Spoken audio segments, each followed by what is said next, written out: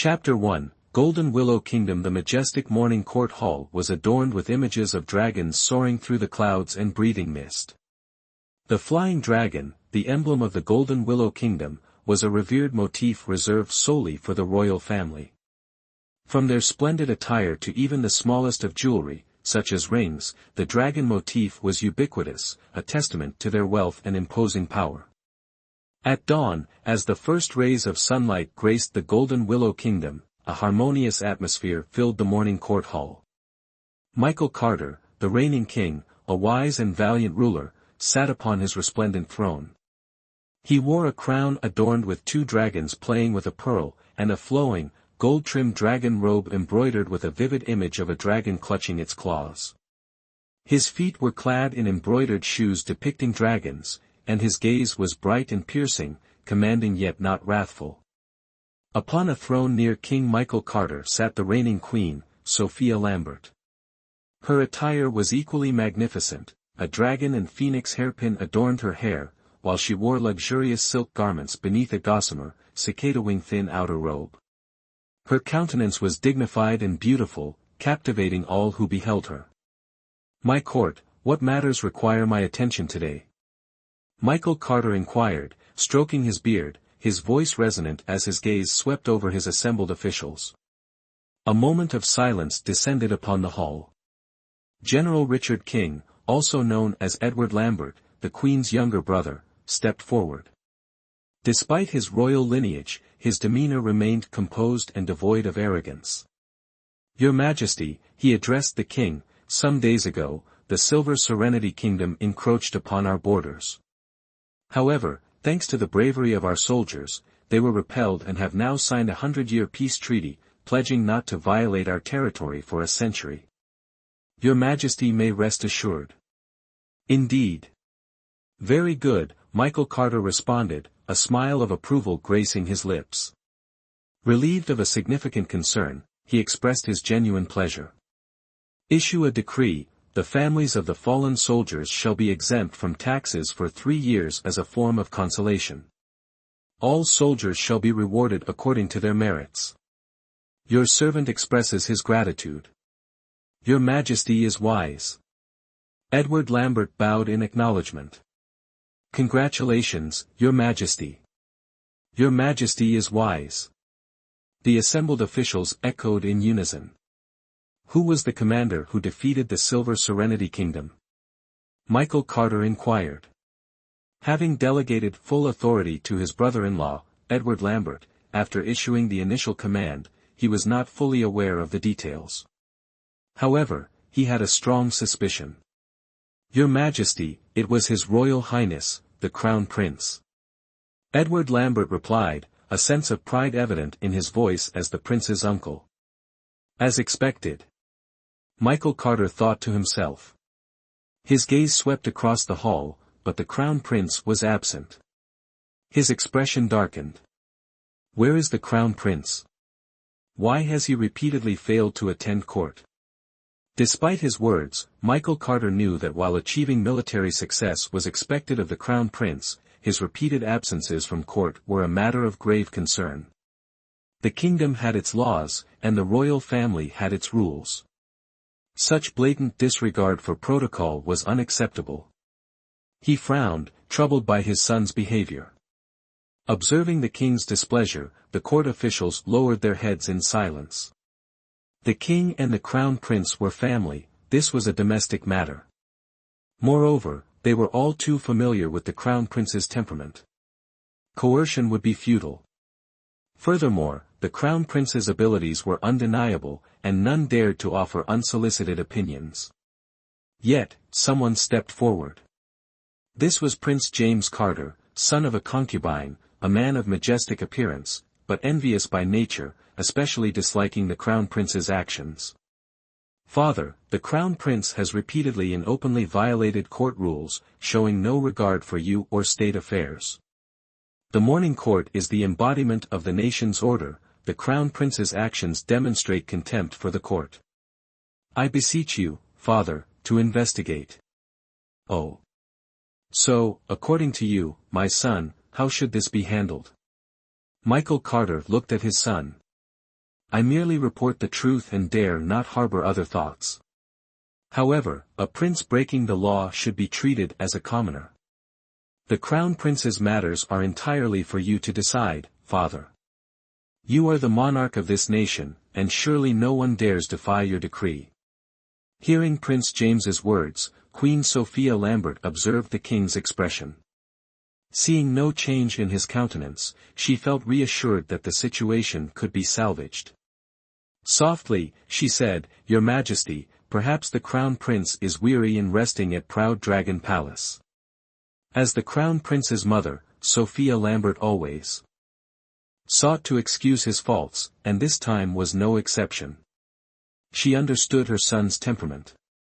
This excuse, though strained, was all she could offer in this predicament.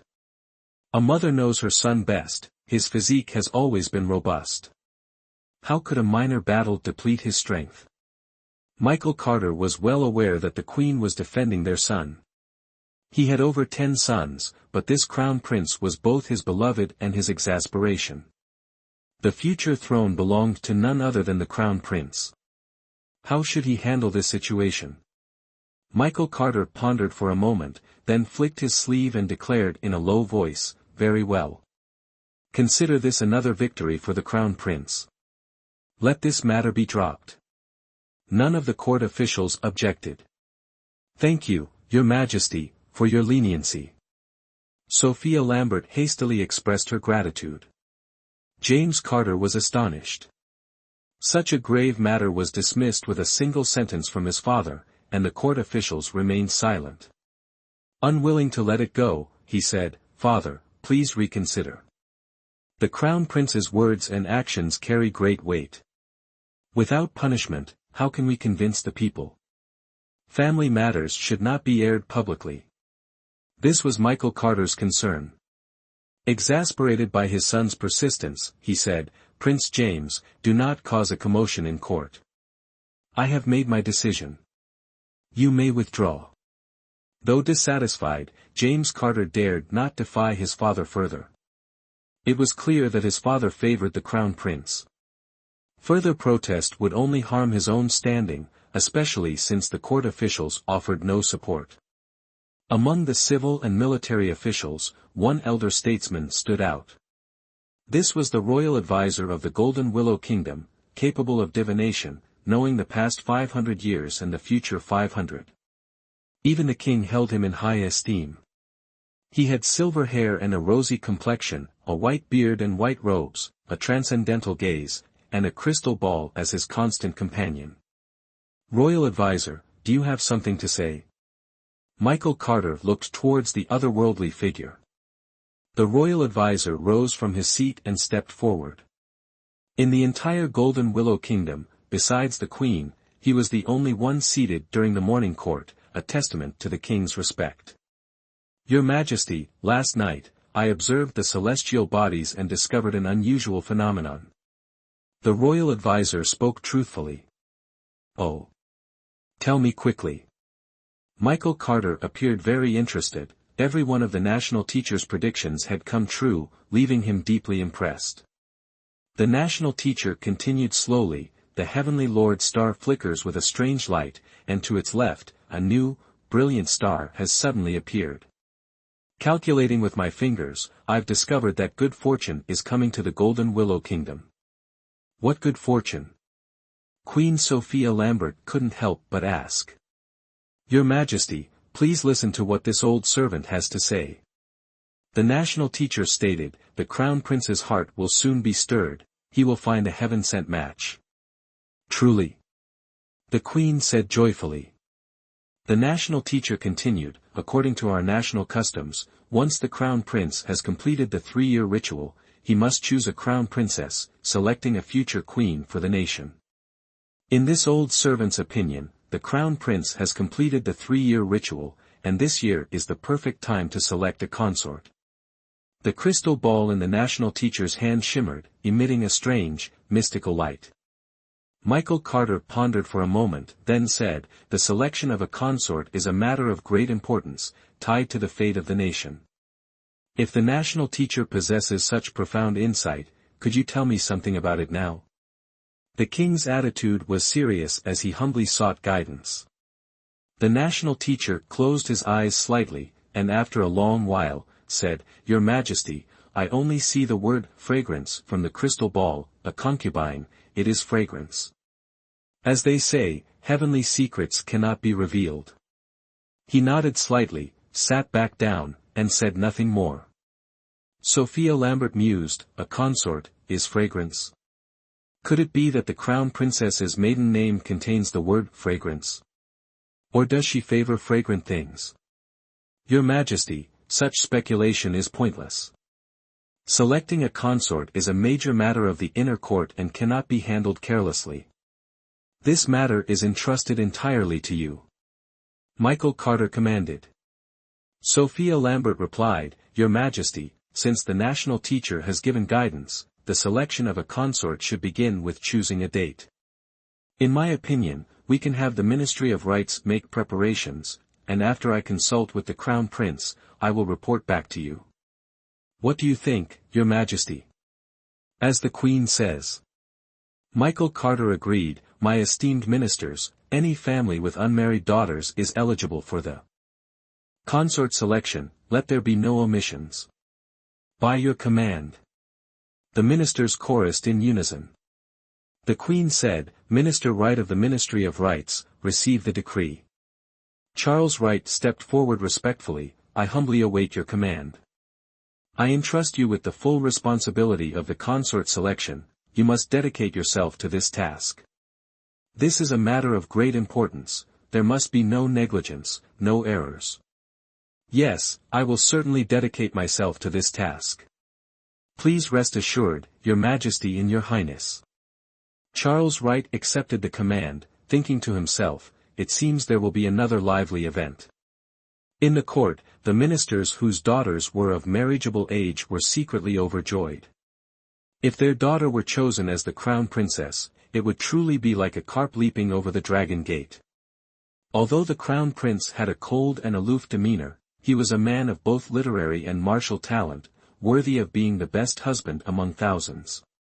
Moreover, he was the future emperor of the Golden Willow Kingdom. In contrast to the cheerful expressions of everyone else, only one person frowned, and that was the erudite grand scholar, Henry Morgan. Even after the court was dismissed, he still wore a worried expression as he left the palace alone. Chapter 2, The Crown Prince. Just after concluding the meeting at Proud Dragon Palace, Sophia Lambert, surrounded by her court ladies, proceeded with great fanfare towards the Crown Prince's Proud Dragon Palace. After a period of announcing their arrival, the Crown Prince still hadn't appeared, so she decided to enter on her own. Sophia Lambert, observing the empty hall, furrowed her brow, quickly, see if the Crown Prince is actually within the palace.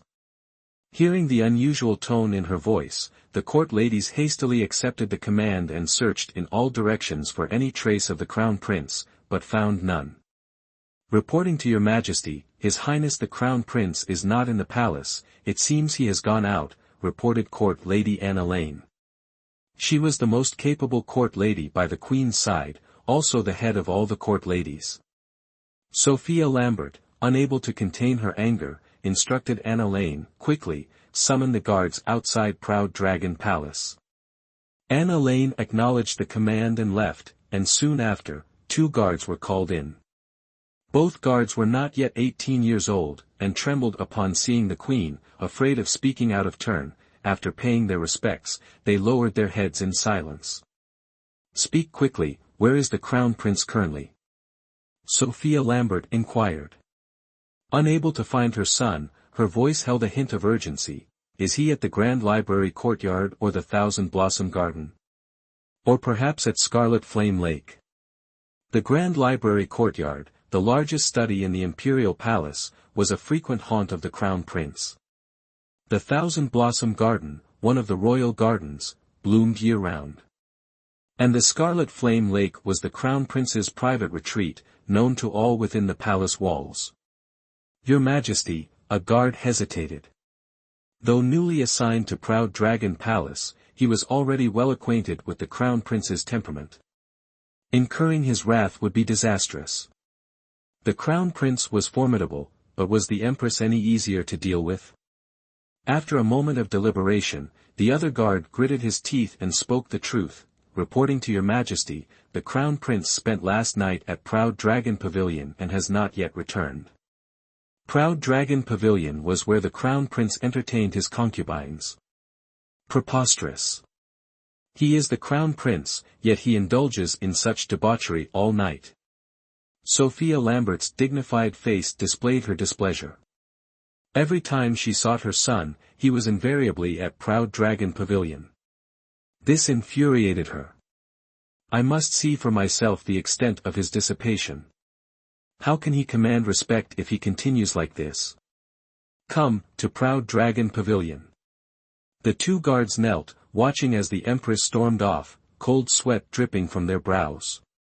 They had narrowly escaped disaster. Your Majesty, Anna Lane began to speak, but Sophia Lambert raised a hand, silencing her. She wanted to enter unnoticed. As Sophia Lambert stepped into the pavilion, a pungent mix of food and cosmetics assaulted her senses. She frowned at the disarray, calling out, "Someone, attend to the crown prince and change his attire." She then seated herself upon the central dragon and phoenix throne. A servant hastily offered tea, which Sophia Lambert sipped, struggling to contain her rising anger. Four maids, led by Anna Lane, quickly entered the inner chambers, rousing the crown prince from his slumber amidst the embroidered silk. Alexander Carter had already stirred at the scent of the women, his face still flushed with wine, his tone irritable, quiet. You disturb my pleasant dreams. He remained beneath the covers. Only his head exposed. Though unkempt, his face, a mixture of annoyance and languidness, with his sharp brows, bright eyes, and jade-like complexion, was enough to captivate any onlooker. Your Highness, it is time to rise. Her Majesty awaits. Anna Lane said with a bowed head. So, Mother has arrived. Very well, help me dress. Alexander Carter stepped barefoot from the bed.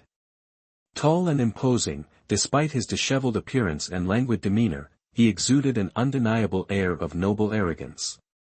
The four maids dressed him with swift, coordinated movements. Anna Lane attended to his ablutions. Anna Lane, you are as lovely as ever. Alexander Carter jested, devoid of princely decorum. Your Highness is too kind. I am but a servant. Anna Lane replied earnestly. She was acutely aware of her position, and the Empress had always treated her well. She would never entertain any thoughts beyond her station. I admire your unassuming nature, your disregard for rank. Alexander Carter continued his praise, his voice softening. Your Highness, I dare not. Anna Lane lowered her head. Enough, I forgive you for interrupting my delightful dream. Alexander Carter smiled at her, a mischievous yet sincere smile.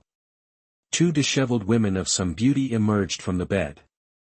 Seeing themselves unnoticed, they began to redress themselves in their clothes from the previous night. They were merely concubines, hoping for favor, their status low. If they were to bear a son or daughter, their fortunes would be secured. Leave now. If Mother sees you, she will be displeased. Alexander Carter addressed them coldly. Yes, Your Highness. The two women replied almost in unison. Exiting the inner chambers, they saw Empress Sophia Lambert and immediately knelt, their hearts pounding with apprehension. Forgive our ignorance of your Majesty's arrival. We failed to greet you properly. The woman in the pink robe spoke first, her head bowed low in subservience. We greet your Majesty and wish you 10,000 blessings. The woman in the blue robe hastily added, also bowing deeply. Raise your heads. Empress Sophia Lambert commanded. Though few words, they resonated with authority. Both women raised their heads, but dared not meet the Empress's gaze directly. Sophia Lambert observed them for a moment before speaking. I understand the Crown Prince's fondness for this place. You possess some beauty, though not devastating, certainly pleasing to the eye. You may leave now. I wish to speak with the Crown Prince privately. The two women, relieved, breathed a sigh of relief. Thank you, Your Majesty. We take our leave. They quickly departed Proud Dragon Pavilion, heading towards their own quarters. Mother, why have you come to see me so early? What instructions do you have? A voice preceded the speaker. Stop dawdling and come out. Sophia Lambert snapped. Alexander Carter finally emerged. After grooming, he appeared even more strikingly handsome. His demeanor was carefree, his aura cold and arrogant. With his sharp brows, bright eyes, straight nose, strong jawline, well-proportioned lips, and robust physique, he was truly a captivating figure. Now clad in a purple robe and golden crown, his languid air seemed harmless. He dismissed the attendants with a wave of his hand, and the maids withdrew to await outside. Early. The sun is high in the sky. Look at yourself. Do you resemble a future king? With no one else present, Sophia Lambert revealed the affection of a mother. Within the palace walls, sometimes, one truly had no choice. In her heart, she cherished this son deeply. Alexander Carter, unfazed, replied arrogantly, then let father depose me. I can do without this crown prince title. He sat down casually. Don't speak such nonsense. The position of crown prince is not yours to defile. Many of your brothers would gladly take your place. Humph, I know. James Carter is one of them. Alexander Carter's eyes held a hint of perplexity. Mother, is the throne truly so important? Or is it simply because I was born the crown prince? You are intelligent. Why speak such foolish words? Sophia Lambert told him, though you and I may be compassionate, the palace is rife with strife. Even as empress, I am sometimes apprehensive. Enough of this. Mother, what is the real reason for your visit? Alexander Carter sat up straight, his expression now serious, the earlier indifference gone. Sophia Lambert understood her son well. Upon his birth, strange phenomena occurred, as if auspicious signs swirled around him, hence the character, Chi, in his name. Born with 7 red birthmarks on the soles of his feet, a sign of divinely bestowed fortune, and with the royal astrologer's prophecy that he would be the future ruler, whether he desired it or not, the throne of the Golden Willow Kingdom was his destiny, and no one could defy it. Seeing her mother lost in thought, Alexander Carter prompted, Mother, why are you daydreaming? Sophia Lambert returned. To the present. I was thinking, you have been crown prince for 3 years, yet you have not chosen a crown princess, instead choosing to spend your time at Proud Dragon Pavilion. This is not right. And what is mother suggesting? Alexander Carter wondered inwardly. Hashtag Chapter 3, deliberately making things difficult. Sophia Lambert smiled faintly, saying, Now, finally, there's a way to deal with your bad habits. She firmly believed that finding a suitable crown princess would certainly tame her son's untamed heart, and if they were compatible and bore a royal heir soon, it would be a great blessing for the Golden Willow Kingdom. Ah ha ha. Alexander Carter, perceiving the implication, laughed arrogantly, tilting his head and saying, Does mother intend to find me a crown princess? Precisely. Sophia Lambert nodded, her son truly understood with just a hint. Alexander Carter laughed even more unrestrainedly, asserting, Don't waste your efforts, mother. No woman can capture my heart, absolutely none. Cheer, Sophia Lambert called affectionately, You're not young anymore. If you were born into an ordinary family, you would have been a father long ago. But what about you? You are the crown prince, the future king. It's time to choose a crown princess and have an heir. Moreover, if a suitable woman is chosen, wouldn't it be a great blessing for the Golden Willow Kingdom? As soon as she finished, Alexander Carter immediately retorted, No, mother, it's not necessary. He already had a bevy of common beauties around him, mostly just flattering and scheming to please him. If he glared, those women would only tremble in fear, offering no amusement. Adding a meek crown princess would probably only bring more unrest. Were there truly any women in the kingdom worthy of stirring his heart? Alexander Carter expressed his doubt. Why? As the crown prince, having a crown princess by your side is customary. How can you change it so arbitrarily? Sophia Lambert didn't understand, a hint of displeasure on her face. Mother, I have enough women around me. I don't need a crown princess. Yes, Sophia Lambert interrupted him, Mother understands these women are dispensable in your life, but a crown princess must be chosen. One of the Golden Willow Kingdom's national laws was, as long as the crown prince or other royal members consented, they could have many consorts, but officially recognizing their status was not a simple matter.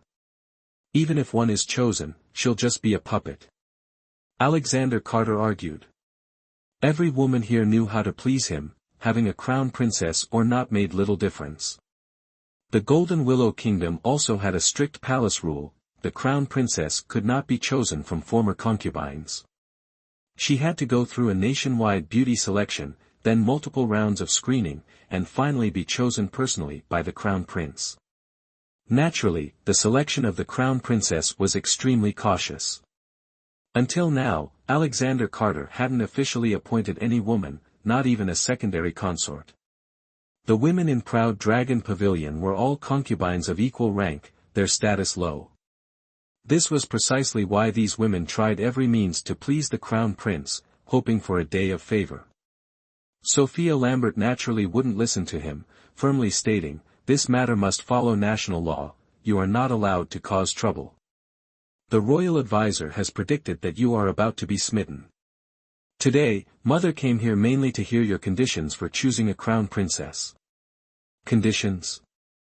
Alexander Carter began to ponder. No matter which noble lady you choose as crown princess, her character and appearance must be carefully considered, Sophia Lambert reminded.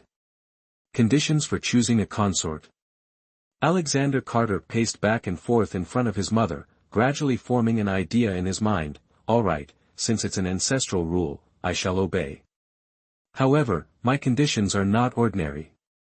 Does Mother really want to hear them? A smile flickered across his extraordinarily handsome face. Sophia Lambert beamed, yes, tell me. Mother doesn't believe the Golden Willow Kingdom can't find a woman of perfect virtue and talent. Alexander Carter appeared confident, Mother, please listen carefully. The crown princess must possess a breathtakingly beautiful appearance, a graceful figure, and captivating charm. Sophia Lambert nodded, that's reasonable. As the crown princess, the future empress of the Golden Willow Kingdom, her appearance is naturally a top priority. Back then, Mother was chosen as crown princess because of my talent in singing and dancing, and my understanding of etiquette. Anything else? The crown princess must be proficient in the arts of zither, chess, calligraphy, and painting, poetry and songs, and must. Before he could finish, Sophia Lambert chimed in, this isn't excessive either. Perfect virtue and talent are the model for all women. Alexander Carter smiled. Faintly, saying, Mother, I haven't finished my second condition. Please be patient. Besides being proficient in the arts, the crown princess must also understand astronomy and geography, and preferably know a little medicine. Medicine? Sophia Lambert's face fell. Cheer, this condition of yours is truly strange. The crown princess is not a royal physician nor a female official. Why must she understand medicine? Are you deliberately making things difficult? Mother is truly joking. I only want to find the most suitable crown princess for the Golden Willow Kingdom. She will be the mother of the nation in the future, Alexander Carter explained, secretly rejoicing. All right, since you insist, Mother will accept this. Sophia Lambert took another sip of tea to calm herself, saying, all right, it's getting late. I should return to the palace. Mother, I haven't finished my conditions yet. Why are you in such a hurry to leave? Alexander Carter retreated to advance, becoming nonchalant. What? There's more. Sophia Lambert was astonished. Alexander Carter continued, thirdly, I detest those who shift with the wind. The crown princess must have her own opinions and be able to contradict me.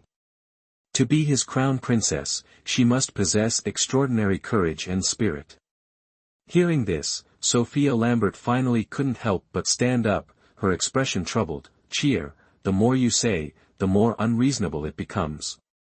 As the saying goes, obey your father at home, your husband outside, and your son in old age. How can a woman surpass a man? No, no. Her delicate brows furrowed even deeper. If so, I shall see mother off. Please abandon the idea of choosing a crown princess for me. Alexander Carter continued to retreat to advance, observing how his mother would respond. An empress indeed, Sophia Lambert quickly regained her composure. After a moment of thought, she said, Hayes, having her own opinions is reluctantly acceptable. Thinking about it, it's not entirely a bad thing. If she's willing, she can even assist you in gaining the people's hearts early on. This mother was truly calm. He deliberately made things difficult, yet she agreed to everything. Alexander Carter thought to himself, then said, Mother, I have one last condition. I wonder if Mother wants to hear it. Sophia Lambert's face flushed. Aren't these conditions enough? Cheer, you are clearly deliberately evading Mother. I'm terrified. I've been wrongly accused. Please, Mother, investigate clearly. Alexander Carter deliberately softened his tone. You are my own son.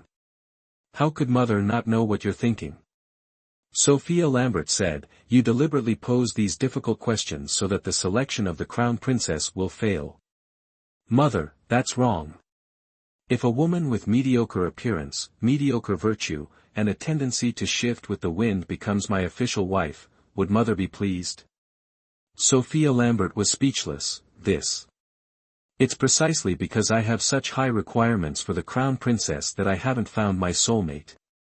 I'd rather have none than choose carelessly, Alexander Carter reasoned. Of course, my conditions are indeed harsh. If no one is chosen, Mother, just let it be.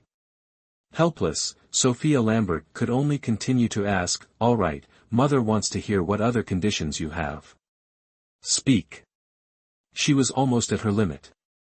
The crown princess must know martial arts, and her skills must be exceptional. I don't want the future mother of the nation to be frail and incapable of self-defense. Alexander Carter chuckled inwardly. This alone was enough reason for him not to take a consort. What sort of condition is this? Mother doesn't know martial arts, yet manages the entire harem effectively. A woman doesn't necessarily need to know martial arts, moreover, the palace has numerous guards for comprehensive protection. This son is too cunning, she felt a headache coming on. Alexander Carter, ignoring his mother's objections, said, To become my crown princess, one must possess extraordinary talent, something that sets them apart from ordinary people. If these conditions aren't met, it's not even worth discussing. His aura was powerful, allowing no room for doubt. With things having come to this point, Sophia Lambert could only agree, very well, whether or not such a woman exists in this world, I will immediately have the Ministry of Rights handle it. I don't believe this great nation can't find a suitable crown princess. Someone. She called for the palace maids outside the hall. Anna Lane entered, asking, Your Majesty, what are your orders? Empress Lambert commanded her, Convey my decree, quickly summon the officials of the Ministry of Rights to await at the Hall of Deliberation. The Hall of Deliberation was the place where various ceremonies, grand sacrificial rites, and so forth were held within the palace, including matters of marriage. Yes, Your Majesty. Anna Lane acknowledged the order and left. Proceed to the Hall of Deliberation. Just as when she arrived, the Empress was surrounded by a throng as she made her way to the Hall of Deliberation. Despite her discontent, Sophia Lambert couldn't do anything. Who could blame her son for being so cunning? I shall see Mother off. Alexander Carter's voice revealed a hint of triumph. He was certain that such a woman absolutely did not exist in this world. This was the best excuse for breaking off the engagement later. Wanting him to willingly accept a crown princess. That would likely be difficult even in his next life. Chapter 4, Unease. Disturbed by his mother, Alexander Carter felt a surge of irritation. He roared towards the sky, "Gabriel Stone, Nathan Stone, get out here." Almost instantly, two tall, muscular men appeared beside him. Their stern, cold expressions and identical appearances marked them as twins. Clad in black robes and shoes, they were the shadow guards assigned to protect the crown prince. "Your Highness, what are your commands?" Gabriel Stone, the elder, bowed his head and asked. "Train with me." As soon as he finished speaking, the prince's figure darted forward several steps, his lightness of foot increasingly refined. "As you command." The two replied in unison. Whenever the crown prince was in a foul mood, he would summon these two confidants for sword practice to vent his frustrations. Meanwhile, under the queen's watchful eye, news of the upcoming consort selection spread like wildfire. In less than half a day, it had reached every corner of the Golden Willow Kingdom, stirring up excitement throughout the land. Returning to his residence, Prince James Carter seethed with anger, recalling his morning argument with the king in the main hall. The servants and maids, sensing their master's dark mood, remained silent, fearful of incurring his wrath. "My lord, why are you so troubled today?" Princess Consort Emily Sanders, upon hearing the news, hurried to the flower hall, dismissed the servants, and spoke privately with her husband. "Could it be that you have suffered some injustice?" Emily Sanders, James Carter's personally chosen wife, possessed captivating beauty and a thoughtful nature, a true confidant. Seeing that they were alone, James Carter finally spoke. "Isn't it because father always favors the crown prince?" Emily Sanders disagreed, saying, "Those who achieve great things do not dwell on minor details. Why should you let such a trivial matter bother you? Come, have some tea to ease your mind." She then personally poured him a cup. Taking a sip, James Carter gradually calmed down, sighing in relief, "You are right. It was just a momentary outburst." Emily Sanders smiled, sitting beside him, and asked, "Was there anything important at court this morning?" She often served as her husband's advisor, which solidified her position.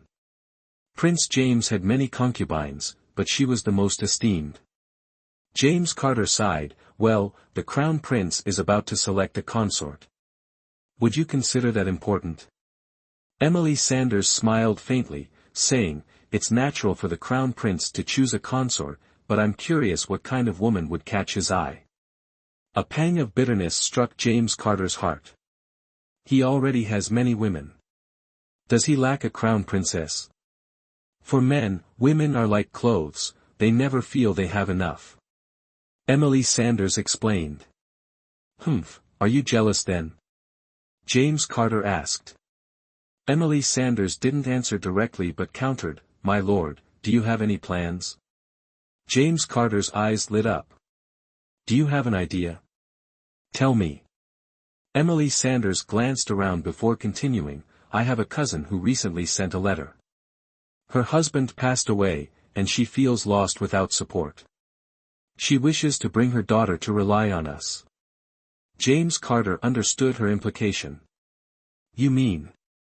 Emily Sanders continued, "Indeed. If my cousin is clever enough, she would be a valuable pawn."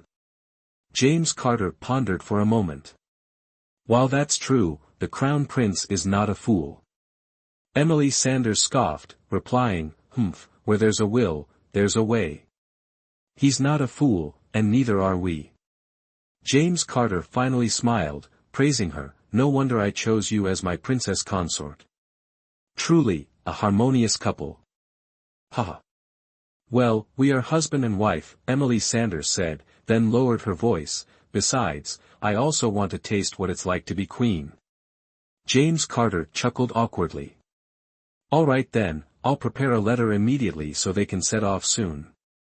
Emily Sanders stood up. James Carter looked at her and nodded. Very well. I trust your judgment. Within the elegant, serene hall of Scholar Morgan's manor, Henry Morgan, having just returned from court, changed into lighter attire. Yet, his face held no joy. Hands clasped behind his back, he paced, sighing ceaselessly. My lord, why this restlessness and these constant sighs after returning from the palace today? Has some grave matter arisen in court? Lady Catherine Morgan inquired, noticing her husband's unusual demeanor. Catherine Morgan's eyes radiated boundless care and tenderness, a clear sign to any observer of a deeply affectionate couple. Indeed, a grave matter has arisen. Henry Morgan declared in a somber tone. What is it? Tell me, and perhaps we can find a way to address it together. Catherine Morgan, though past 40, still possessed an alluring charm, hinting at a captivating beauty in her younger years. The crown prince is to select a crown princess. The queen has decreed that every maiden in the realm, from 16 years of age to those yet unmarried, must participate in this selection. Our Evelyn, at 18 and unmarried, is also eligible. But she. Henry Morgan trailed off, shaking his head. Ah, this matter troubles my heart, and I know not what to do. Henry Morgan and his beloved wife were 6 years apart in age. He, past 50 and in good health, was a renowned scholar of the Golden Willow Kingdom, possessing vast knowledge and talent. Yet, even he faced dilemmas when confronted with matters of marriage. Catherine Morgan calmly stated, "Humph, I thought it was something serious." My intelligent lord, you are being muddled at this moment. Henry Morgan looked at his wife and asked, "Oh? Why do you say so?" My lord, do not fret. Catherine Morgan spoke slowly. Evelyn, with her cleverness and wit, will surely find a good solution. Let us summon her and discuss this further. Indeed, I am being too hasty. Henry Morgan smacked his forehead. Evelyn is far more capable than I. She is always calm and resourceful, she will certainly find a good resolution. Catherine Morgan addressed the maid standing behind her, Diana Spring, quickly fetch the young mistress. Tell her there's an important matter to discuss. The maid, Diana Spring, with her clean, delicate features, wore a light pink short jacket and a green skirt, her hair styled in 2 charming buns. She was Evelyn's personal maid. As Molly Green, the lady's maid, had requested leave for the past 2 days, Diana Spring was attending to the lady. Yes, my lady. Diana Spring acknowledged and departed. Diana Spring sought the young mistress with utmost haste. Though the scholar's manor couldn't compare to the splendor of the imperial palace, it was a substantial structure with 3 front and 3 rear halls. It also boasted small bridges, flowing water, pavilions, towers, and all manner of amenities. Diana Spring quickly reached the young mistress's chambers, but finding graceful elegance pavilion empty, she proceeded to the master's study, where the young mistress was also absent. She tilted her head, listening. The absence of music in the air indicated that the young mistress was not at her instrument. Knowing her mistress well, Diana Spring immediately thought of the last possible location, the manor's garden. Chapter 5, Young Mistress Morgan. Before Diana Spring even caught sight of her, the faint rustling of swordplay reached her ears. As she stopped, the peculiar scene before her eyes astonished her. A graceful figure in white, wielding a long sword, moved with unpredictable footwork. The surrounding pear blossoms seemed to dance and swirl around her. Her movements, sometimes swift, sometimes slow, sometimes urgent, sometimes leisurely, were not in themselves unusual. What was strange were the iridescent butterflies flitting around her. As the white figure twirled and danced, more and more butterflies gathered around her light as a feather form. The maiden and the butterflies seemed to merge into one. This magnificent spectacle left Diana Spring utterly captivated.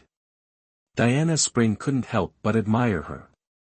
The young mistress was truly extraordinary, fond of the zither, chess, and sword dancing, leaving the young lords in awe. Whenever she practiced her swordsmanship and exquisite qigong in the garden, a strange fragrance emanated from her. This scent attracted butterflies to dance with her, a sight that evoked wonder and praise. "Mistress, your sister is here." Clara Moon softly called to Evelyn Morgan, who was immersed in her joyful practice. Clara Moon was another maidservant of the young mistress, and Diana Spring's younger sister, just over a year apart in age. Evelyn Morgan quickly withdrew her sword, exhaling gently, a light sheen of sweat on her forehead. Clara Moon hurriedly offered a cloth to wipe it away. While wiping the sweat, Evelyn asked, "Diana Spring, did mother ask you to find me?" Her breathing had evened out, her voice as melodious as a babbling brook, bringing a sense of tranquility to Diana Spring. Yet, the owner of this enchanting voice concealed her face with a white veil, revealing only her sparkling eyes. Diana Spring felt a strong urge to lift the veil and behold her true countenance. Within the mansion, few servants had truly seen the young Mistress Morgan's face. Some speculated she might have blemishes or a birth defect, too ashamed to show herself. Others believed she was a beauty, but some misfortune had marred her appearance, leading her to wear the veil to avoid frightening others. Still others thought it was merely a playful whim. "Sister, the mistress is asking you something," Clara Moon urged her sister. Diana Spring, startled back to reality, apologized, "Forgive me, mistress. Ah, yes, madam invites you to the main hall, saying she has a matter to discuss." In the Morgan household, sons and daughters held equal status. As the only daughter, Evelyn was cherished and had the right to refuse anything. Unlike other young ladies, she wasn't bound by the dictates of her elders. "Clara Moon, accompany me to see mother. Let Diana Spring rest in the garden for a while. Look how flushed her face is, she must have gone to great lengths to find me," Evelyn said to Clara Moon, her thoughtful concern for her maidservant evident. "Thank you, mistress. You are so kind to Diana Spring." Diana Spring felt deep gratitude for the mistress's kindness and closeness. She truly was the finest woman in the world. Diana Spring and Clara Moon were two pitiful sisters, orphaned and left to beg. Their parents had succumbed to a plague. One snowy winter night, they collapsed before the scholar's mansion. The benevolent Master Morgan took them in, moved by their plight. He employed them as maidservants for his only daughter, providing not only food and shelter but also wages and even education. To repay Master Morgan's immense kindness, the sisters devoted themselves to serving the young mistress, who treated them not as servants but as sisters, with unwavering kindness. That year, the mistress was 10, Diana Spring was 9, and Clara Moon even younger. Even their names were bestowed by the young mistress, Diana Spring, Clara Moon, such poetic names. 8 years had passed in a flash, and the three had become sworn sisters. Clara Moon followed the mistress to the main hall. Seeing Master and Madam present, she bowed and announced, "Master, Madam, the young mistress has arrived. Greetings, father and mother." Evelyn respectfully greeted her parents with clasped hands. "Evelyn, come here, your father and mother have something to discuss with you." Catherine Morgan took her daughter's soft hands, leading her to sit beside her. Inhaling her fragrance, she said, "Have you been practicing swordplay again?" Looking at her beloved daughter's hair, she continued, "Look, you have so many flower petals in your hair." She then brushed them away. Clara Moon hurried forward to examine, and indeed, there were several pristine white pear blossoms nestled in the young mistress's hair. It was due to her momentary carelessness. "Madam, these are pear blossoms." The young mistress was indeed practicing swordplay in the garden just now, where the pear trees are in full bloom. "Young mistress, allow me to remove them for you." Evelyn sat still, allowing Clara Moon to meticulously remove the petals. "Young mistress, you actually look even more beautiful with the pear blossoms in your hair," Clara Moon couldn't help but remark. Hearing this, Catherine Morgan smiled, perhaps filled with pride for having such a daughter. "Clara Moon, such flattery." Evelyn Morgan playfully scolded. A Gabriel stone pear blossom landed on Evelyn Morgan's face veil. She gracefully removed the white veil, revealing a refined and beautiful face. What exquisite beauty! The word beautiful alone could not capture it. Her perfectly oval face was smooth and white, her cheeks tinged with a delicate blush, as if they could be pinched and water would spring forth. Her bright eyes sparkled like stars in the sky. With a delicate, high nose, willow-leaf eyebrows, plump cherry lips, teeth as white as snow, cloud-like hair, and a graceful figure, she was truly a celestial being descended to earth. Clara Moon was once again captivated. Usually, it was her elder sister who helped the young mistress with her hair and attire, so she had only seen the young mistress's face a handful of times. Sometimes, the young mistress would attend to these tasks herself, leaving Clara Moon with no opportunity to assist. Though the chances to witness the young mistress's true beauty were few, each time she did, she was left speechless by her flower-like appearance. The young mistress possessed an ethereal beauty, truly embodying the old saying, a girl at 18, her beauty ever increasing. Young mistress, you are truly beautiful. Clara Moon gazed, mesmerized. She still vividly remembered the first time she saw the young mistress's face. The day after she and her sister entered the scholar's mansion, the steward led them to meet the young mistress. Upon seeing the young mistress wearing a face veil, she became curious, secretly suspecting that the young mistress must be unattractive, otherwise, why would she conceal her appearance beneath the white veil?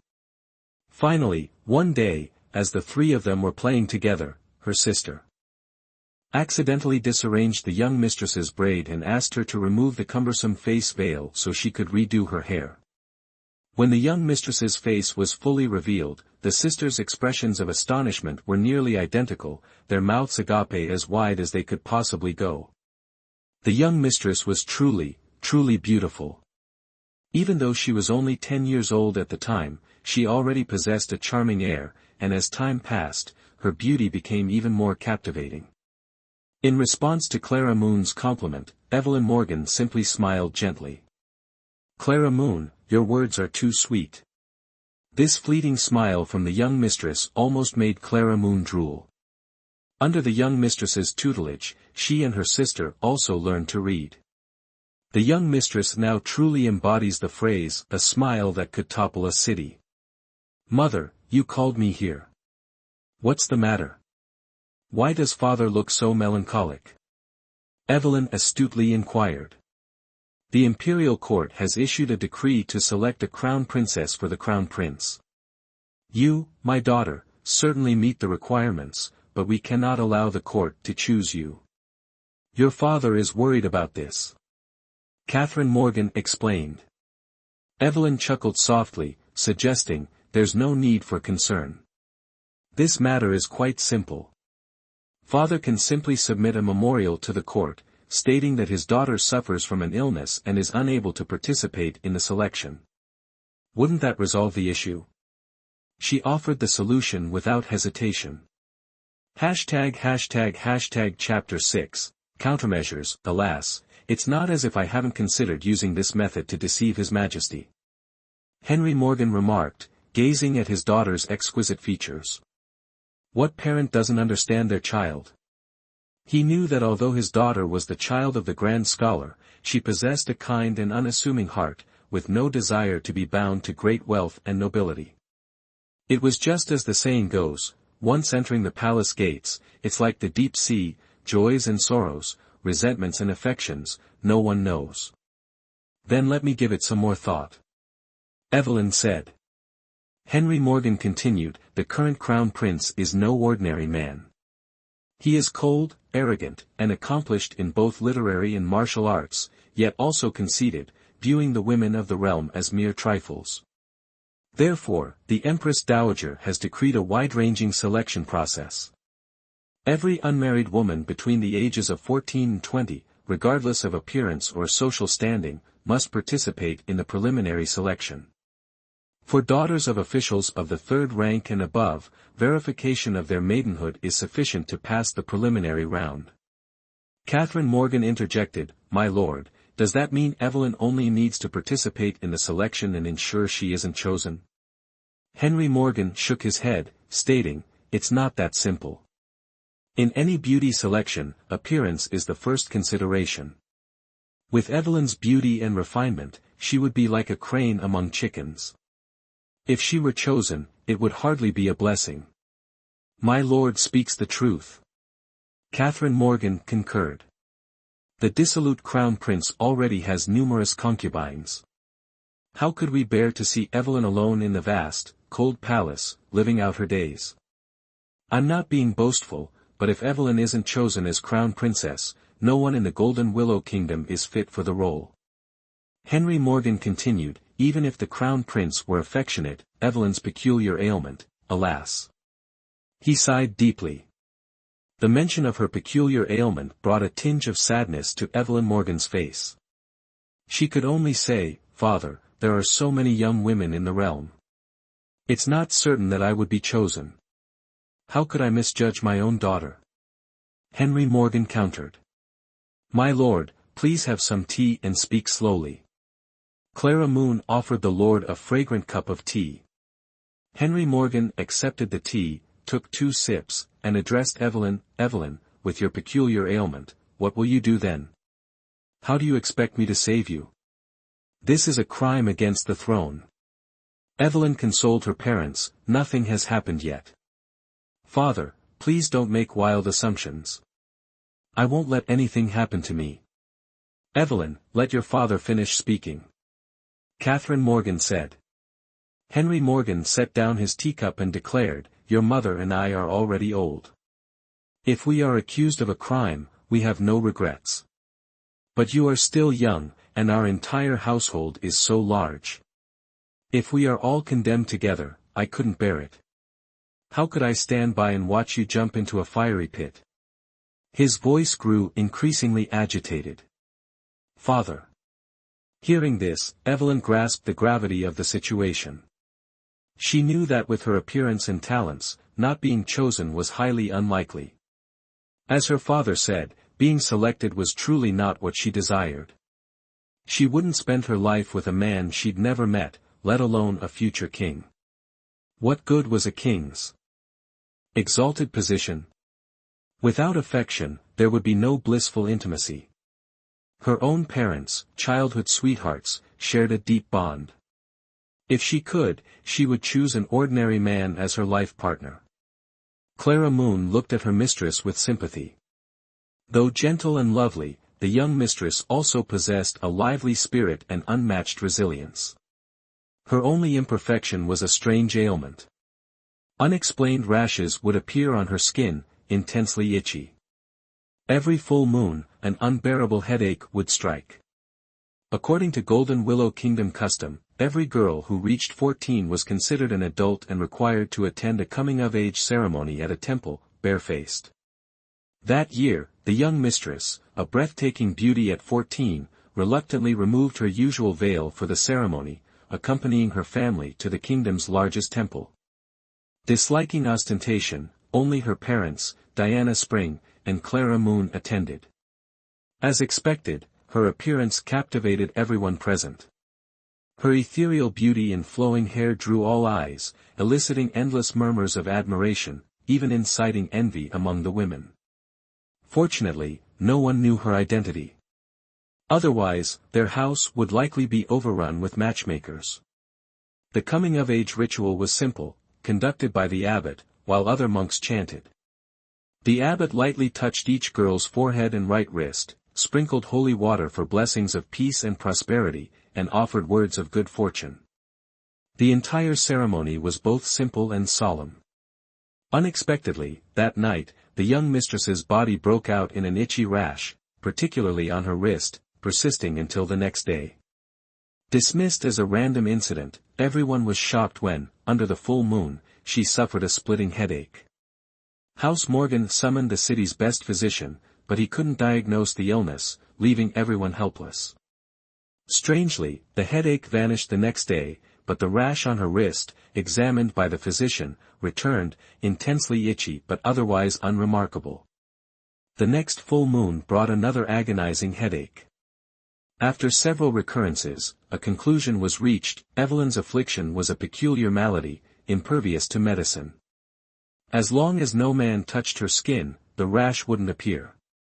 But every full moon, the headache would strike, only to vanish the next day.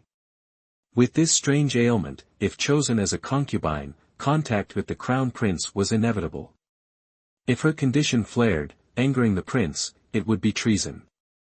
A light punishment meant banishment to the cold palace, branded an outcast. A severe one could implicate her entire family. That is the very reason why Lord Morgan is always so deeply troubled. Evelyn Morgan paced back and forth a few times, her eyes suddenly brightening as a plan formed. "Father, I have an idea. Please be patient and wait a moment, I'll be back shortly." With a smile, she turned and left. Henry Morgan, unsure what ingenious scheme his ever-clever daughter had devised, could only pace anxiously, waiting. "My lord, please calm yourself and do not worry. Evelyn will certainly find a solution." Catherine Morgan comforted her husband while also reassuring herself. Clara Moon, understanding the situation, added, "My lord, my lady, our young mistress is so intelligent, she will certainly not allow herself to be trapped in a difficult situation." Truthfully, she also didn't want the young mistress to face any trouble. Catherine Morgan pondered for a moment, then said, "If Evelyn's idea doesn't work, don't we still have Loy and the others? We can all think of a solution together." Chapter 7, The Art of Disguise. Lord Morgan's lineage flourished. Besides Evelyn, he had 3 sons. Matthew, the eldest, was a prosperous silk merchant, thriving thanks to his business acumen. The second son, Arthur, like his father, was a scholar official, exceptionally intelligent and accomplished. The youngest son, Evan, 2 years older than Evelyn, was a valiant and skilled military general, yet unmarried. Though the 3 brothers were rarely home together, they naturally cherished their only sister, Evelyn. If she faced difficulties, they would undoubtedly come to her aid. Yes, indeed. If Evelyn hasn't devised a suitable plan, we'll have no choice but to seek them out and discuss a course of action together. Henry Morgan nodded in agreement. As they spoke, the second son, Arthur Morgan, returned. He possessed a fair complexion, a scholarly air, and a jade-like elegance, his dark robes accentuating his handsome features. "I greet my father and mother." Arthur addressed his parents respectfully. Catherine Morgan inquired, "Junior, why have you returned so late? Your father has been back for quite some time." "Mother, with the Crown Prince's selection of a consort, the Ministry of Rights has been overwhelmed with duties. As an official of the ministry, I couldn't refuse my responsibilities. That is why I've returned so late. Please forgive me," Arthur explained. "So that's the reason. Your father is also troubled by this matter." Catherine Morgan glanced at her husband, then towards the door, still awaiting her daughter's return. Arthur Morgan understood immediately. His sister's predicament was well known throughout the family. As a court official, he was naturally familiar with the Crown Prince's character. In terms of intellect and bearing, the Crown Prince was indeed a virtuous individual beyond reproach. As the future ruler of the Golden Willow Kingdom, his position was deemed highly deserving. However, the one unsettling aspect was the Crown Prince's attitude towards women, a matter that some in the court, including himself and his younger brother Evan, strongly disapproved of. Marrying the Crown Prince as a consort meant undeniable wealth and honor, but serving him was fraught with peril. "Where is my sister? Where is she now?" Arthur asked. "Evelyn said she had a plan and left some time ago, but she hasn't returned yet," Catherine Morgan replied. "Very well, let us wait. Clara Moon, serve the tea." As his voice trailed off, Clara Moon presented the tea on the table. Before Arthur Morgan had finished his tea, a woman appeared before him. This was not Evelyn whom they were expecting. Apart from her bright, sparkling eyes, she was unremarkable, paling in comparison to Clara Moon. Henry Morgan and his wife exchanged glances, Arthur also wearing a puzzled expression. Catherine Morgan, ever quick-witted, looked at the unfamiliar woman and asked Clara Moon, have we recently hired any new maids or servants? Clara Moon thought for a moment, shook her head, and said, no, madam. She looked closely at the woman and added, madam, her attire looks familiar. Young lady, who are you? And why are you in our residence? Henry Morgan inquired. The woman continued to smile without speaking. After a long pause, Clara Moon caught a faint fragrance and suddenly realized, my lord, madam, she's the young mistress. Evelyn. Catherine Morgan called. Mother, it's me, Evelyn finally spoke. Sister, your disguise skills have truly improved. Even I couldn't recognize you, Arthur Morgan remarked. Clara Moon is indeed perceptive. Second young master, you flatter me. I recognize the young mistress by the fragrance she wears. Father, mother, second brother, what do you think? Even if I participate in the Crown Prince's consort selection, I'm sure to be eliminated, right? Evelyn twirled around. Indeed, your current appearance isn't bad, but it pales in comparison to your true beauty. Consort selection is a significant matter, and appearance is undoubtedly the most crucial criterion. If you go dressed like this, you'll certainly be rejected. Henry Morgan finally regained his composure. How could he have forgotten his beloved daughter's talent? Excellent. My dear wife, the Morgan family must be blessed by our ancestors to have such an intelligent daughter. Mother. Evelyn nestled into her mother's embrace, and Catherine Morgan held her tightly. But, if you maintain this disguise all day, won't it be uncomfortable? Arthur inquired. Indeed, your second brother's question is valid. Your usual playful disguises at home are just for amusement. Don't torment yourself for the sake of a disguise, Catherine Morgan said, tenderly stroking her daughter's face. Mother, second brother, don't worry. I've carefully considered the ingredients for this disguise. My face might feel a bit dry after a while, but there are no other ill effects. Evelyn, what about the fragrance you wear? How will you address that? Henry Morgan asked. Precisely. It was the young mistress's unique fragrance that gave her away. If His Highness the Crown Prince were to catch a whiff of it, it would be difficult for the young mistress to remain undetected, Clara Moon added. Evelyn Morgan was born in the spring, amidst a profusion of blossoming flowers, hence her nickname, Evelyn. During her pregnancy, Catherine Morgan developed a peculiar craving for flowers, consuming them in every form, whether raw or cooked, and relishing any dish that incorporated them. When her daughter was born the following spring, the room was filled with a captivating fragrance. There's no need for excessive worry. As long as I remain composed and minimize my movements, no one will recognize me, Evelyn reassured them. Clara Moon offered comfort, my lord, madam, the young mistress is so intelligent that nothing can pose a challenge to her. Please rest assured. There's no better alternative at present. We'll proceed as planned, Henry Morgan decided. Above all, this matter must be kept strictly confidential. I wish to remove this disguise. If you'll excuse me, Evelyn said. Go ahead, Henry Morgan replied. Clara Moon, attend to the young mistress, Catherine Morgan instructed. Your services are not required here. Yes, madam, Clara Moon replied, and departed with the young mistress. After Evelyn disappeared through the doorway, Henry Morgan sighed again. My lord, why do you sigh?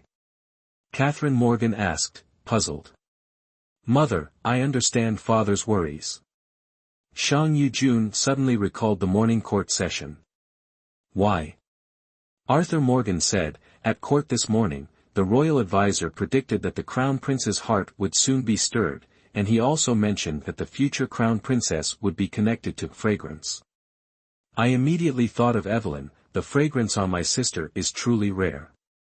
Catherine Morgan suddenly understood somewhat.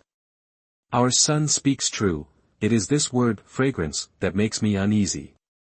Our Evelyn carries a sweet fragrance, and compared to a name-bearing fragrance, she aligns even more with destiny. Henry Morgan stated. My lord, don't overthink it, it's futile. Catherine Morgan advised. Father, mother is right, we should take things one step at a time. Arthur Morgan said, if it is my sister's destiny to become the crown princess, our haste is useless. We might as well be at peace. The general's mansion and the scholar's mansion were troubled by the possibility of their daughters being chosen, but many other mansions rejoiced at this opportune time. Among them, Samuel Evans, the Prime Minister of the Golden Willow Kingdom, was overjoyed. Samuel Evans had 2 unmarried daughters. One, born of his legal wife, was named Victoria Evans, 18 years old, the other, born of a concubine, was named Sophia Evans, 17 years old. Both were not lacking in beauty or education, but having been pampered since childhood, their personalities had become arrogant. Father, is it true? Is the crown prince selecting a consort? Victoria Evans's face was filled with delight. Since she turned 15, there had been matchmakers approaching, but both her father and she had refused. She had been waiting for this opportunity, and it had finally arrived. Yes, it's true. I believe the whole kingdom knows by now. Samuel Evans confirmed. Father, this is wonderful. I finally have the chance to enter the palace selection. It would be best if I became the crown princess, then our Evans family will be even more glorious. Victoria Evans laughed triumphantly. My daughter, I have been waiting for this opportunity. With your beauty and my position, we can certainly make the Evans family royalty. Samuel Evans was full of confidence. Among his daughters, Samuel Evans favored Victoria Evans the most. Since she was young, he had specially invited tutors to teach her various arts. Though not a master, she was proficient in all. He firmly believed his intelligent and quick-witted daughter would definitely be chosen. Father, rest assured, my aspirations are high. I will certainly secure the position of crown princess. In Victoria Evans's heart, the life of luxury she had lived since childhood could no longer satisfy her. What she desired was the feeling of being second only to one, above all others. How audacious! To speak so arrogantly in front of father, as if you are already the crown princess. Humph, truly a daydream. The speaker was Sophia Evans. She embraced Samuel Evans, acting coquettishly, and said, Father, you are so biased. I'm not reconciled. I also want to participate in the selection. What if the crown prince fancies me instead? She had a petite and lovely figure, inheriting her mother's striking beauty. Samuel Evans was overjoyed and laughed, saying, I didn't expect both my daughters to have such ambition.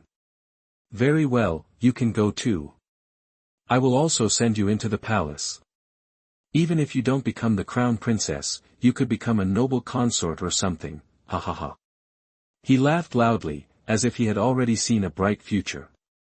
Someone. My lord, what are your orders? The steward asked respectfully. John Evans, quickly dispatch someone to summon the most skilled tailor to create garments for my 2 daughters, using only the finest fabrics. This house will be bustling with activity in the coming days. Yes, General, I'll send someone immediately. John Evans replied.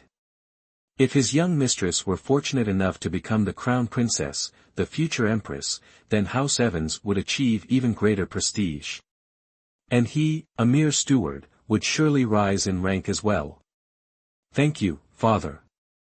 Sophia Evans spoke sweetly. Compared to her elder sister, she was more tactful and knew when to advance and retreat. Father, when are we to enter the palace? So that we may begin our preparations early. Victoria Evans inquired. The Empress has decreed that all candidate maidens are to enter the palace in 10 days for the preliminary selection. Daughters of officials of the 3rd rank and above, after undergoing a physical examination, may proceed directly to the 2nd round of selection. Father, I understand. I will take my leave now. I still have much to prepare. In crucial moments, Victoria Evans displayed a remarkable composure and self-possession, traits Samuel Evans greatly admired. Go then, you are both dismissed. The two daughters departed joyfully. Chapter 8, Imperial Silk Workshop. Imperial Silk Workshop, one of Matthew Morgan's silk businesses, thrived amidst the prince's consort selection. High-grade silks flew off the shelves. Husband, we've made a killing today, Eleanor Fields, Matthew's wife and meticulous bookkeeper, exclaimed. Her merchant family upbringing honed her sharp business acumen. Reviewing the rising figures, she remarked, Husband, the prince only chooses one consort, yet it seems every young woman prepares to marry him. Who wouldn't want to become a phoenix? Matthew replied. A nationwide selection, commoner or noble, draws many aspirants, boosting our silk trade. What good is being a prince's consort? Arthur says the current prince is cold and arrogant. Ordinary flowers can't catch his eye. It's futile. True, but wealth and glory are tempting. Just wait, more will come for our silks. Eleanor, ever the pragmatist, countered, what use are such illusions? Better to find a loving man, have children, and live a peaceful life. Their 6-year-old son, Peter Morgan, was a picture of cherubic charm. Matthew smiled, Eleanor, that's our thinking. You desire a life together, even in poverty. But most crave riches. The prince's character matters less than the power he represents. I've never been to the palace, but palace life can't be easy, even with our young, capable prince. A thought struck her, Husband, will Evelyn participate? Her uniqueness might attract the prince, causing trouble. Eleanor had only seen Evelyn's portrait once, yet it left a lasting impression. Initially, she assumed Evelyn's veiled face hid a flaw. One day, witnessing Evelyn practicing swordsmanship, her veil caught on a branch, revealing an ethereal beauty that stunned Eleanor. The strange scent and peculiar ailment became apparent later. Indeed, I know my sister. She wouldn't want to be a consort, especially with her ailment, Matthew said. Eleanor worried, even unwilling, she's on the list. The decree is absolute. If the prince sees her face, he'll be captivated, but her condition prevents male proximity. Eleanor, don't worry. Evelyn is resourceful, she'll find a way. Your sister is the cleverest woman I've met, Eleanor praised. You're no less, Matthew embraced her, kissing her forehead. Shall we return to the manor today? They didn't reside permanently at the Morgan Manor, visiting occasionally. Yes, Peter must miss them, Eleanor nestled against him. At Graceful Elegance Pavilion, Diana Spring, while combing Evelyn's hair, inquired, Miss, you truly intend to disguise yourself for the selection? She had assisted with Evelyn's previous disguise. There's no better option, Evelyn replied. Miss, even disguised, your eyes remain captivating, Diana Spring observed, highlighting a flaw in the disguise. Unavoidable. Diana Spring, you understand my heart. The palace isn't my desire. Even if it were, my ailment would make me an outcast. I won't let my family suffer. Miss, I understand your plight. Your beauty is wasted on this ailment, Diana Spring lamented. Gold isn't pure, and people aren't perfect, Evelyn sighed. Clara Moon entered, Miss, the master and mistress have returned. The Lord requests your presence. Elder brother is back. Good, I'll go at once.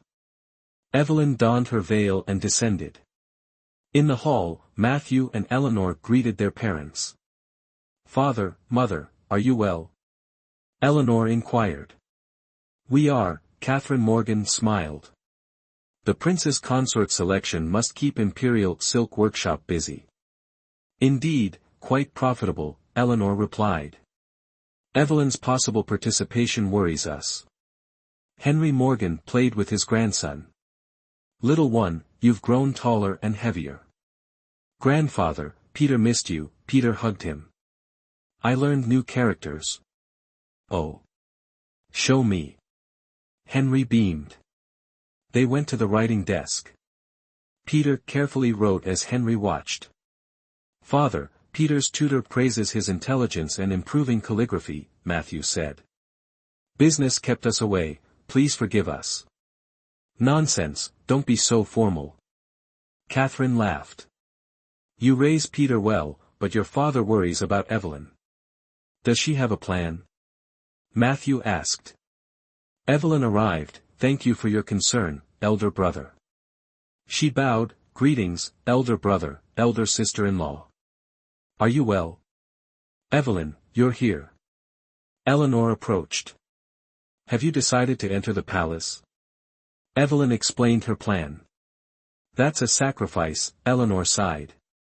Their infrequent meetings belied a deep bond. Aunt, Peter greets you. Peter put down his brush and bowed. Suddenly, he exclaimed, Aunt, you smell lovely.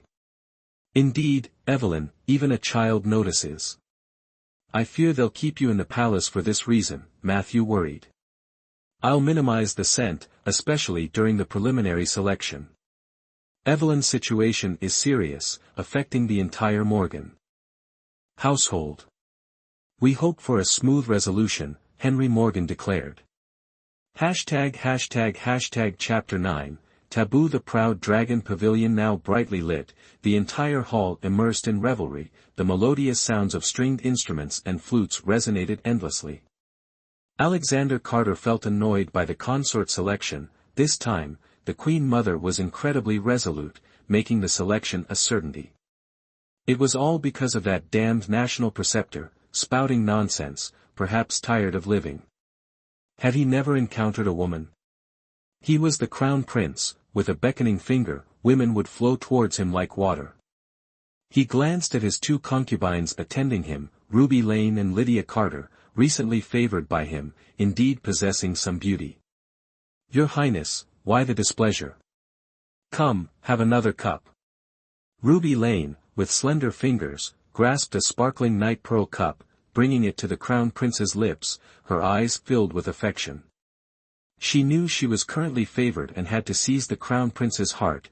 If she missed this opportunity, allowing the crown princess to intervene, she would have no chance to rise. Though unable to become crown princess, being the crown prince's favored concubine wasn't bad. All right. Alexander Carter took the night pearl cup from her hand, draining it in one gulp. The night pearl cups, a pair, were sacred objects bestowed upon him by the emperor, their bottoms displaying images of dragons frolicking underwater when filled with wine, incredibly precious, meant to be carefully stored. If the emperor knew such precious treasures were used for amusement, what would he think? Thinking of this, Alexander Carter chuckled. But Lydia Carter mistook the crown prince's amusement for genuine joy. She took the remaining night pearl cup, nestled into the crown prince's embrace, and said coquettishly, Your Highness, my hand is tired. Come, finish my cup too. Saying this, she deliberately pressed her soft breasts against the crown prince's chest. Seeing Lydia Carter's boldness, Ruby Lane remained unfazed, picking up a nearby fragrant fan and waving it a few times, saying, Your Highness, I fear I can't handle the wine. I feel rather warm, and my head is a bit dizzy. Alexander Carter, aware of their antics, let out a soft snort, silently observing. Ruby Lane pretended to stand, her legs suddenly weakening, as if unable to bear the wine, her soft body falling into the crown prince's arms. Just as she planned, the crown prince embraced her tightly. Alexander Carter gladly accepted this, beauty offering herself willingly. He held one in each arm, enjoying the pleasure of the blessings of multiple wives. The two concubines stealthily glanced at each other, secretly comparing themselves. Alexander Carter was well aware of the underlying competition between the two women. Women were like that, inherently jealous, unable to bear seeing others surpass them.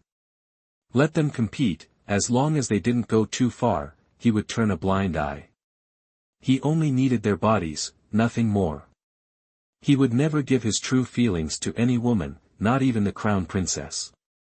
Your Highness, soon, the crown princess will be by your side.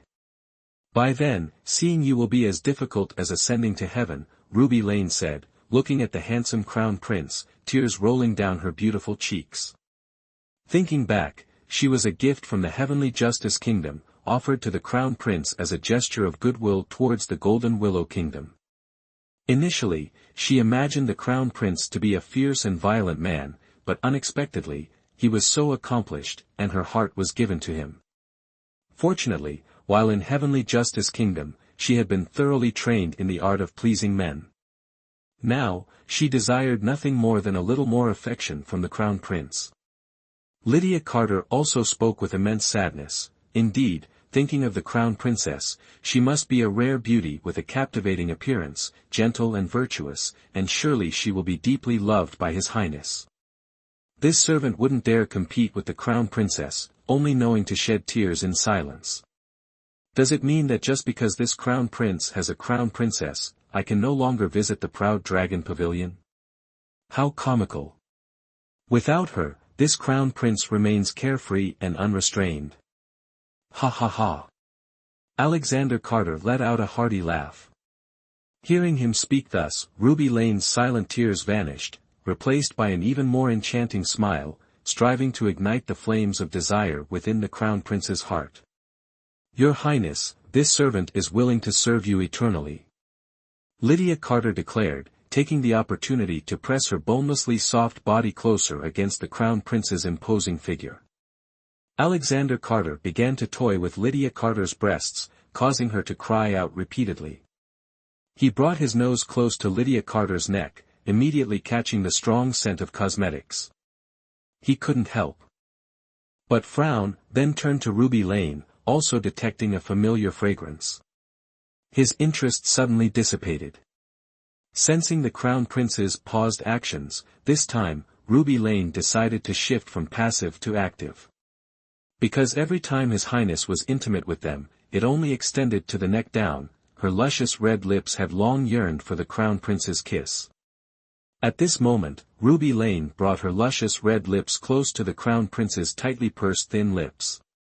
Seeing they were about to touch, she closed her eyes, filled with joy and anticipation. Insolent. Alexander Carter's face suddenly darkened as he released his hold on her.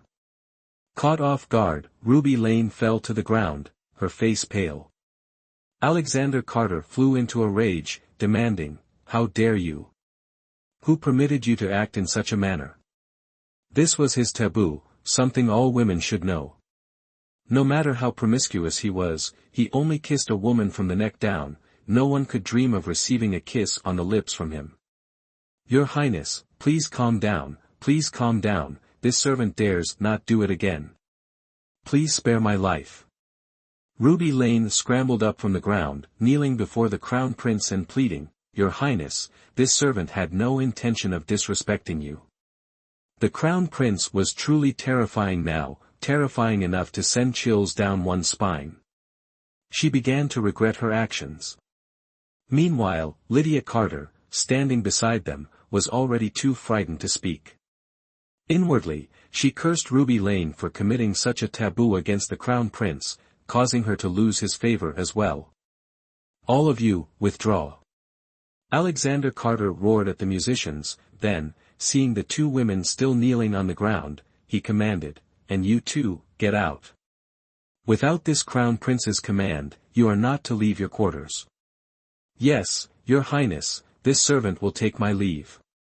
Lydia Carter spoke first. Displeased and frustrated, it was all ruined because of that lowly Ruby Lane. Thank you, Your Highness, for your forgiveness. This servant will take my leave. Ruby Lane breathed a silent sigh of relief, trembling as she rose and followed Lydia Carter out of the proud dragon pavilion. Ruby Lane, don't delude yourself into thinking you're any different. No one is allowed to touch the crown prince's lips. You were truly audacious, and you even implicated me. Lydia Carter spoke coldly to Ruby Lane as they walked. Lydia Carter, don't blame me. At least I had the guts to try. What about you? You were speechless with fear the moment His Highness got angry. Ruby Lane retorted. Come on, let's not mock each other. Once the crown princess arrives, none of us will have a peaceful day. What crown princess would willingly accept the crown prince frequenting Proud Dragon Pavilion? Lydia Carter worried. Not necessarily. In terms of beauty and the art of serving a man, are we any less than those refined noble ladies? If the crown prince isn't happy, the crown princess will just cry and make a fuss. Ruby Lane saw someone approaching and abruptly stopped talking. Lydia Carter wore a similar expression, no longer daring to act carelessly. Her Majesty, the Queen, was right before their eyes. The two of them dared not breathe loudly and hastily paid their respects. Where is the crown prince? Is he dallying with you again? Sophia Nallop asked sternly. The two didn't dare to speak, only lowering their heads in silence. All right, you may leave. Sophia Lambert glanced at them and continued walking. Someone loudly announced, Her Majesty, the Queen, has arrived.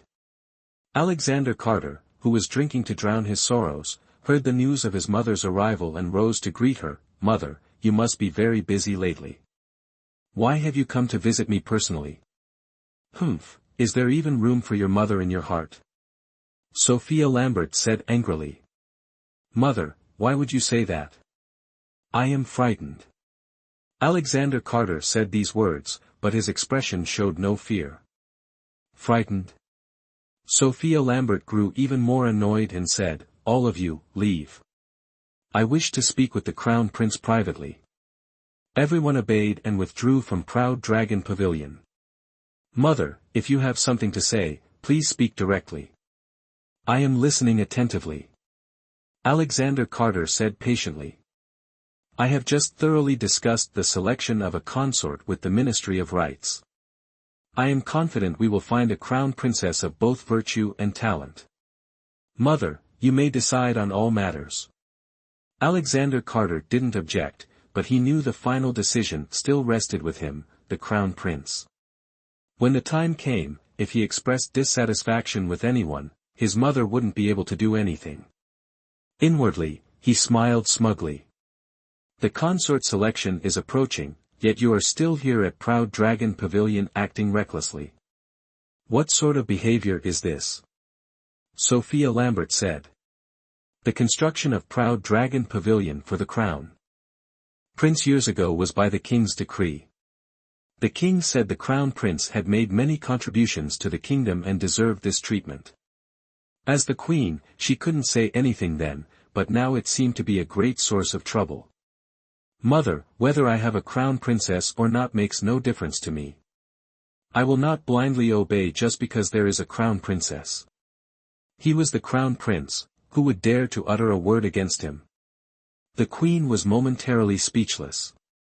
Moreover, this Proud Dragon Pavilion was granted by Father. Besides Mother, doesn't Father have many other consorts? Alexander Carter uttered these arrogant words. Since childhood, he had rarely seen his father, who was either busy with state affairs or surrounded by women. Later, he told himself he would only need one woman, a woman who understood him, a woman worthy of his kiss. Though his Proud Dragon Pavilion housed many women, none held his heart's desire. He forbade their kisses, reserving his lips solely for the woman he loved. Chapter 10 Entering the palace. Alexander Carter's frequent presence in the Proud Dragon Pavilion had another purpose. While the Golden Willow Kingdom thrived under his protection, insidious plots brewed among envious smaller nations. His revelry created a facade of a pleasure-seeking, unthreatening crown prince, lulling enemies into a false sense of security. This calculated carelessness allowed him to strike swiftly and decisively, as demonstrated by the Silver Serenity Kingdom's downfall. Empress Sophia Lambert sighed, I cannot sway you. Disregard your own welfare, but consider our people. As Crown Prince, future Emperor, you know what they expect. Further words are futile, I pray for your wisdom. The weight of the empire and the constraints of tradition wearied her. She yearned for her husband's undivided affection, but as Empress, she could only uphold ancient customs and maintain harmony within the palace. Mother, the selection of consorts must be tiring. Please return to the palace and rest, Alexander Carter said. Sophia Lambert nodded. I am indeed weary. Come, let us return. The royal entourage followed the Queen Mother in a grand procession. Farewell, Mother, Alexander Carter bowed, releasing a pent-up breath. His mother's visits, focused on finding him a suitable consort, had become increasingly frequent. Did this vast land truly hold a woman worthy of his affection? As he turned, a sudden presence and the chilling glint of steel alerted him to an approaching threat. Reacting swiftly, Alexander Carter evaded the flash of a cold, sharp blade. With 2 fingers, he intercepted the long sword, then with a surge of energy, sent it spinning skyward. He deftly caught the falling weapon, its point now resting against the intruder's throat. A startled gasp echoed. Brother, it's me. Spare me. The intruder, a young woman with a lovely face and adoring eyes, exclaimed, Brother, your martial skills are ever improving. I knew it was you. Otherwise, you'd be bleeding on the ground. Alexander Carter sheathed the sword. Mischievous girl. He returned the sword to its scabbard in her hand. A sword is a dangerous thing, be careful. The newcomer was his younger sister, Isabella Carter, the 6th princess of the realm. Oh, Isabella Carter handed the sword to her attendant. Sanders' residence hall is so dull. I came to visit you, brother. At 16, she possessed a gentle spirit and a love for activity. A strong bond existed between Alexander Carter and his sister. He teased her, aren't the palace maids and servants enough to entertain you? Isabella Carter commenced her lament, they all fear my princess status, yielding at every turn. How can I truly enjoy myself? Take sword practice, for instance. Before my blade even grazes them, they feign injury, showering me with hollow praise. If you desire a worthy opponent, the solution is simple, acquire a prince consort. Isabella Carter recoiled, a prince consort. Brother, have mercy. You are no longer a child. Soon, father may impose a marriage upon you, a prince consort to keep you in check. Only this younger sister could elicit such playful banter from him within the palace walls. I need no prince consort. Mother is preoccupied with selecting concubines for you. I still relish my freedom. A prince consort to control me? He'd be fortunate to escape this princess's tyranny. Isabella Carter declared with a laugh. All right, I concede your formidable nature, my 6th princess. Alexander Carter chuckled. Brother, the concubine selection begins in 2 days. The palace will be abuzz with activity. I'm curious, what kind of woman will you, accomplished in both scholarship and martial arts, choose? Mother says your standards are exacting, so I eagerly await a glimpse of my future sister-in-law. Her eyes sparkled with anticipation. There will be no crown princess, Alexander Carter stated bluntly. Why? You are the crown prince. Selecting a crown princess is customary. Why such a definitive statement? Disbelief painted her beautiful face. I already have numerous women. What purpose would a crown princess serve? That's a flawed argument. There's a clear distinction. Isabella Carter countered, Brother, you are mistaken. A crown princess is not comparable to a concubine. The Grand Seer, with his profound wisdom, foretold your imminent infatuation. Surely, the crown princess has already emerged. Why not heed destiny's call? The crown princess is the future empress, her influence intertwined with the Golden Willow Kingdom's fate. I implore you to reconsider. Her words plunged Alexander Carter into contemplation. Were his convictions misguided? Should he indeed take a crown princess? Oh dear, I've lingered too long. I must return to Sanders' residence hall. Brother, I take my leave. Seeing her brother lost in thought, she refrained from further interruption, offering a hasty curtsy before departing. Gabriel Stone, Nathan Stone, returned to Proud Dragon Palace. Alexander Carter summoned them, and they materialized instantly. He disdained a large entourage, preferring the company of these two. Yes, Your Highness.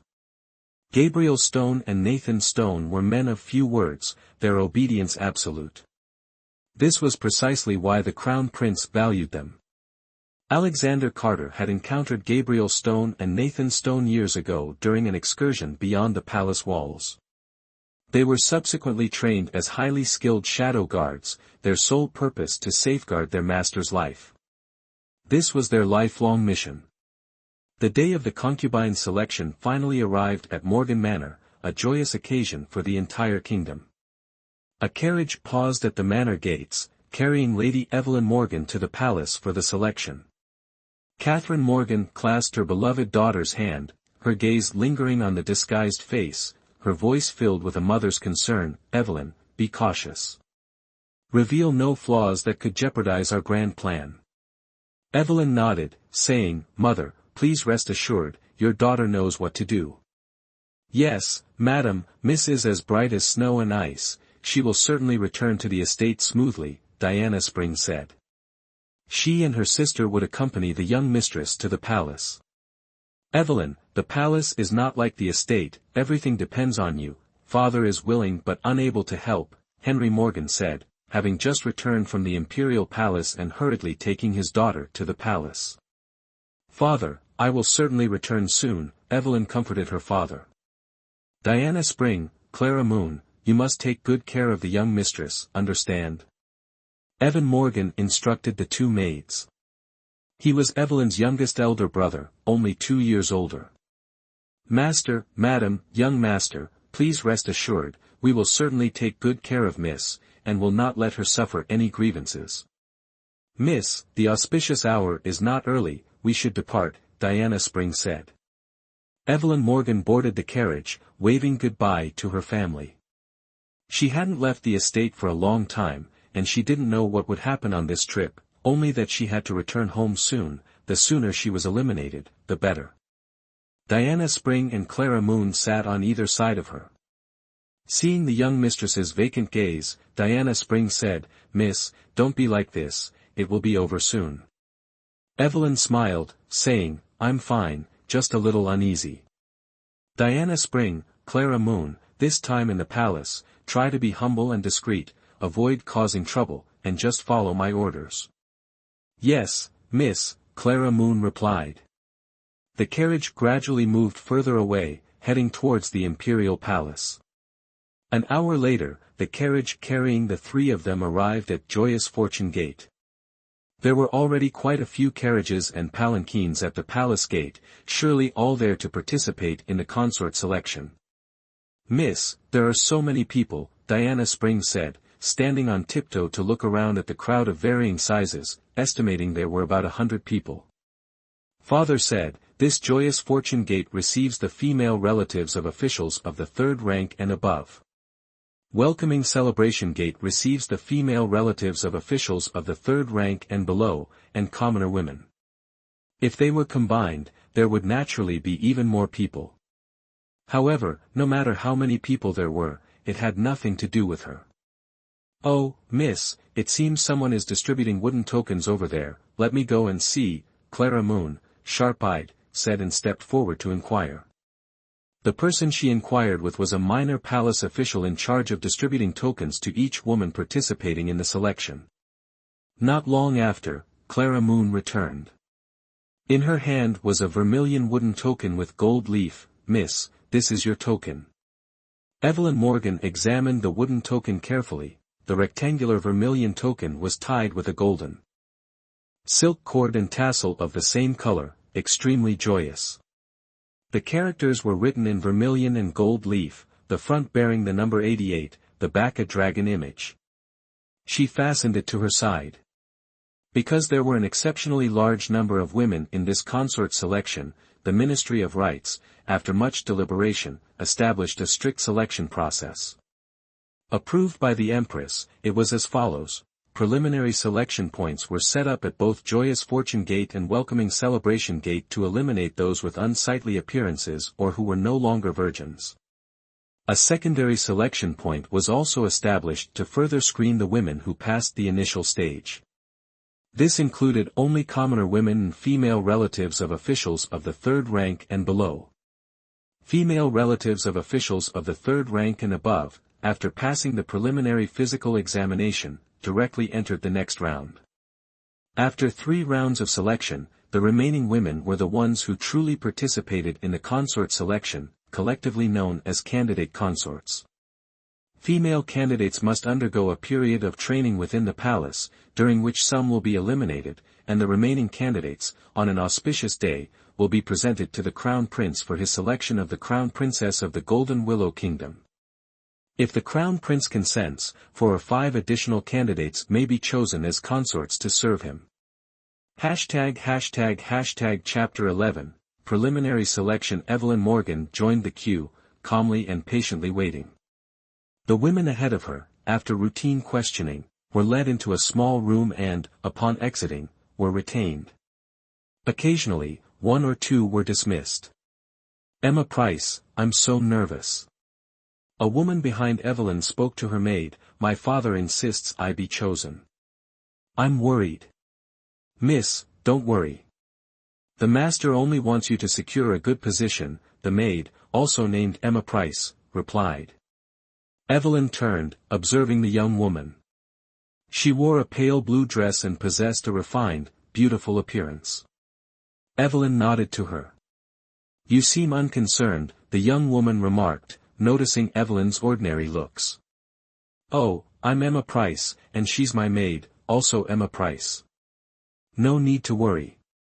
The Crown Prince's consort position won't fall to me, so why fret?" Evelyn replied. "I'm Evelyn Morgan, and these are Diana Spring and Clara Moon." Evelyn. A name suggesting a face that could topple empires. Emma Price paused, then, perhaps sensing her bluntness, added, "Oh, I'm sorry, I didn't mean to imply you aren't beautiful."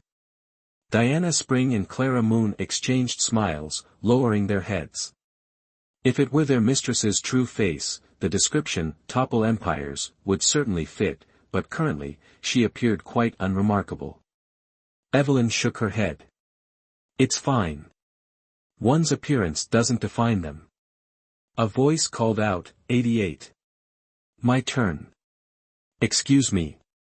Evelyn approached an official, overhearing a nearby official address him as Sir Taylor. Sir Taylor examined Evelyn's number and her appearance. "May I ask your name, miss?" "Evelyn Morgan." "Your age?" 18. "And your esteemed father?" Sir Taylor inquired respectfully. The young women present were all daughters of third-rank officials. He couldn't afford to offend any, as one might be the future Crown Princess. "My father is Grand Scholar Henry Morgan." Despite her plain appearance, Evelyn Morgan possessed a sweet, articulate voice. Sir Taylor nodded, carefully consulting the list in his hand. It indeed contained detailed information about Evelyn Morgan. He smiled. "Miss, please follow this woman for the examination." A woman in her 40s stood waiting. "Miss, please follow me." Evelyn followed the woman to a private room a short distance away. A thick, soft carpet covered the floor. A curtain hung to the side, partially drawn, revealing a basin filled with a thick, even layer of ash. "Miss, please remove all your clothing and stand on the carpet. I must conduct the examination. Please pardon the intrusion." The woman, aware of the pride and reserve of these noble ladies, spoke with careful propriety. Evelyn complied. She had never disrobed before a stranger, let alone exposed her body for another's inspection. She was deeply embarrassed, her face flushing, though the disguise concealed any visible change. Very good. Your frame is just right, your skin is very fair, and smooth to the touch, the woman commented as she examined her. No scars, and no ticklishness. Ticklishness is when my touch makes you laugh uncontrollably. Women with this condition are unsuitable to serve the Crown Prince. Fortunately, you don't have it. The woman explained clearly. Hearing this, Evelyn felt a pang of unease. Her father hadn't mentioned this examination method. It seemed being ticklish was grounds for disqualification, but it was too late to feign otherwise. Evelyn passed the physical examination. "Miss, please squat." Over the ash basin as if using a privy, the woman instructed, gesturing towards the basin behind the curtain. Evelyn obeyed, entering the curtained area, followed by the woman, who drew the curtain closed, enclosing them in darkness. Evelyn squatted over the basin. The woman, now holding a feather, said, "Miss, please extend your hand, palm up." She gently tickled Evelyn's palm with the feather, causing Evelyn to laugh involuntarily. This was repeated several times. "Miss, please stand up slowly." Evelyn stepped aside as the woman carefully examined the ash in the basin, finding no unusual disturbance. She then asked Evelyn to roll up her sleeves, scrutinized her arms, and smiled, bowing slightly. "Congratulations, miss. You have passed this stage." This method, it turned out, tested for virginity. If a virgin squatted over the ash and laughed, her body would remain closed, leaving the ash undisturbed. Otherwise, laughter would cause a noticeable change in the ash's surface. Evelyn doubted the method's validity. Finally, the woman checked the vermilion mole on Evelyn's arm, a mark all virgin noblewomen possessed. Apparently satisfied, she said, "Miss, please forgive my intrusion. You may go." Evelyn followed the woman back to Sir Taylor. The woman whispered to him, and he nodded, announcing loudly, 88, Evelyn Morgan, retained. Evelyn's heart sank, but she had no choice. This wasn't the desired outcome. Now, she could only wait for the next round. Diana Spring and Clara Moon hurried forward. "Miss, it's all right. There's still the next round," Diana Spring reassured her. "Yes, we'll be able to return to the estate soon," Clara Moon added. Evelyn could only nod in response to their comfort. "Yes, one step at a time." As they spoke, a guide approached. "Miss Morgan, please follow me." "Lead the way, sir," Evelyn replied, and the three women followed closely. They navigated the vast palace grounds, Evelyn too preoccupied to notice the scenery, only hoping for a smooth conclusion. After about the time it takes to burn an incense stick, they arrived at the elegant Fortune City Hall, where even more chosen women had gathered. Inside, anticipation filled the air, some even vying for attention, attempting to outshine the others. Diana Spring, observing the array of beauties, said to her mistress, "Don't worry, miss. If they ask the three unknowns, they'll be eliminated." "But, wouldn't failing the three unknowns ruin our mistress's reputation?" Clara Moon countered.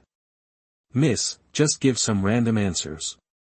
Diana Spring was about to respond when she noticed whispers nearby, directed at them, or rather, at her mistress. "Look, how laughable. The maid is prettier than the mistress. Such presumption." A maid-like figure giggled behind her sleeve. "Miss, you are far more beautiful than that young woman," another maid flattered her mistress.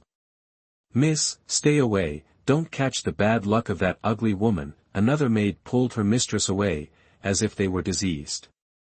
Diana Spring, hearing this clearly, immediately defended her mistress. "Go away. What do you know? Worry about your own mistress and stop gossiping." "Yes, exactly. Talking behind people's backs is disrespectful." Clara Moon chimed in. "Hush now, Diana Spring and Clara Moon, lower your voices and don't compare yourselves to them." Evelyn Morgan urged them to be quiet, then added, "The palace isn't like our estate, it's crowded and tongues wag easily. Let them say what they will. It's best we maintain a modest demeanor, understand?" The two sisters nodded and fell silent. After a moment, Evelyn Morgan softly sighed, "It's all right. You were only speaking up for me. Isn't it better this way? If even these women criticize my appearance, what hope do I have with the Crown Prince? I truly wish to leave this place immediately. Miss, even if you were born with ordinary looks, how can you let these irrelevant people mock you? If word gets out, where will the Morgan estate's face be? Diana Spring whispered. Evelyn Morgan replied calmly, they are the ones losing face, not us. We stand upright and fear no shadows. Miss is right, sister. We will listen to Miss, Clara Moon agreed. 6 selection officials, including 2 female officials, were stationed in the selection area. The 3 mistress and maids conversed while awaiting the next round. 88, Evelyn Morgan. It's your turn, Miss, Diana Spring announced. Evelyn Morgan stepped forward, and an attendant led her before a selection official, Lord Charles Wright of the Ministry of Rights. Lord Wright followed procedure, first asking Evelyn Morgan to turn around twice. He nodded, all right, lift your head. Let me see your face. Evelyn lifted her head. Lord Wright scrutinized her, then shook his head. Though the young woman possessed raven hair like clouds and bright eyes, her appearance was indeed ordinary. He doubted the Crown Prince would be pleased. What talents do you possess, miss? I am ashamed to admit, I have no particular talents, Evelyn Morgan answered honestly. Your father, Lord Henry Morgan, is a man of great knowledge and skill. How can his daughter have no accomplishments? Miss, do not conceal your abilities. If you are discovered to have lied, I fear both you and I will be held accountable. Lord Wright spoke thus because he had some acquaintance with Lord Henry. Once, while walking together in the palace, Lord Henry coughed. He took out a silk handkerchief to wipe his mouth, and the embroidery on it was exquisite, not something an ordinary person could create. During their conversation, he learned that his daughter had embroidered it herself. Lord Henry had only one daughter, the woman before him. Yet, she claimed to have no talents. Was fine needlework not a talent? Lord Wright found this strange. Forgive me, Lord Wright, but I truly have no talents to display before everyone. Charles Wright was forced to say, Miss, I have witnessed your exceptional embroidery skills firsthand. They are truly remarkable. This. Evelyn was momentarily speechless. After a pause, she replied, it is only natural for a young woman to know some needlework. I do not consider this a talent. I fear every woman here surpasses me in skill. Chapter 12, still retained Charles Wright, naturally misunderstanding Evelyn Morgan's feelings, offered praise, indeed, worthy of being Henry's daughter. Though her appearance has slight flaws, her demeanor and speech are refined, courteous, and well-mannered. He turned to those beside him, inquiring, Gentlemen, your thoughts. A woman's lack of talent is a virtue. One official stated, due to the Crown Prince's stringent selection criteria, following the Queen Mother's decree, humble and magnanimous women are also considered. Appearance is not the sole criterion. Indeed, Lord Wright, I concur, another official added. Evelyn Morgan, hearing this, felt a mixture of amusement and exasperation, yet remained outwardly silent. Charles Wright, after a moment's deliberation, declared, Number 88, Evelyn Morgan, remains. Diana Spring and Clara Moon, overhearing the result, felt a pang of regret for their mistress. The 3 were led from refined elegance hall to another area within. Numerous candidate maidens already waited, their maids and servants filling the hall. Evelyn, checking the time, noted it was the midday meal. The palace, in its attentiveness, had prepared a lavish midday meal for all candidates. Diana Spring selected a spot for her mistress. Mistress, you must be hungry. Try the palace cuisine. Evelyn Morgan sat quietly, the thought of not being dismissed stealing her appetite. I cannot eat. Mistress, we understand your feelings, but only by eating can you face what's next, Clara Moon urged. Clara Moon, I understand, but I truly have no appetite. Evelyn, glancing around, noticed Emma Price, with whom she'd spoken, also in refined elegance hall, her joyful expression evident. Emma Price, noticing Evelyn, offered a slight nod, reciprocated by Evelyn, a silent greeting exchanged. Diana Spring's thoughts turned elsewhere.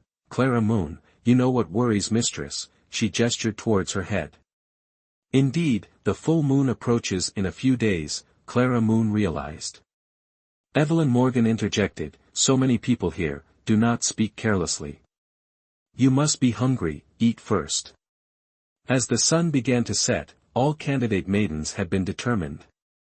The mistress of ceremonies arrives. All candidate maidens rose, forming lines to the left and right, Emma Price positioning herself to Evelyn's left. 3 mistresses of ceremonies, dignified and stern, entered, their varied-colored official attire exuding authority. In the Golden Willow Kingdom, mistresses of ceremonies instructed the queen, princesses, and palace staff in etiquette and decorum. The eldest, standing in the center, surveyed the hall, announcing, "Ladies, I am Mistress Chen, these beside me are Mistresses Jessica Adams and Helen Chase." Everyone curtsied. Mistresses Jessica Adams and Helen Chase merely nodded, perhaps deeming these maidens unworthy of respect. Indeed, commendable. Etiquette is essential for women, Margaret Chen stated slowly. I congratulate you on becoming esteemed candidates. For the next month, we 3 will instruct you in palace rules and etiquette. Margaret Chen turned to Mistress of Ceremonies Jessica Adams. Jessica Adams, you continue. Mistress of Ceremonies Jessica Adams nodded, then continued, although you young ladies have become candidates, the path to becoming the crown princess of our nation is still very long. I hope some of you will achieve your aspirations. Alright, next, I will arrange your palace quarters. Listen carefully. Mistress of Ceremonies Jessica Adams began calling out names. Evelyn Morgan was assigned to Eternal Blessing Palace, coincidentally sharing it with Emma Price. The 2 exchanged knowing glances, understanding each other's thoughts. Soon, everyone returned to their designated places, and the hall became quiet. Another Lady Chase official, seeing her turn, spoke, "Young ladies, please remain calm. I have had people bring gold, silver, jewels, top-grade jade artifacts, and various silks and brocades. Please feel free to choose what you desire. The Queen has decreed that the candidates must maintain proper decorum and adorn themselves appropriately. Becoming the crown princess is no easy feat." Finishing her words, she clapped a few times, and palace maids carrying trays of lacquered and gilded wood entered one after another, presenting the items. In an instant, the grand hall was filled with the glittering light of jewels and the clamor of voices. After you have made your selections, you may return to your palaces to rest. Starting tomorrow, formal etiquette lessons will begin, Margaret Chen said. Although some of the young ladies from official families had seen precious jewels before, upon seeing the exquisite items within the palace, most still revealed expressions of delight, directing their maids to select fine gold and jewelry. The commoner women and wealthy daughters, however, dove into the piles of red and green clothing, scrambling for them, causing the scene to become momentarily chaotic. The 3 female officials frowned in displeasure. Margaret Chen, however, noticed Evelyn Morgan's serene expression. "Why aren't you choosing anything, young lady?" Margaret Chen stepped in front of Evelyn and asked. "Everything in the palace must be a treasure. Why should I rush?" Evelyn finished speaking and went to a pile of clothes discarded by others, selecting 2 pristine white outfits for herself.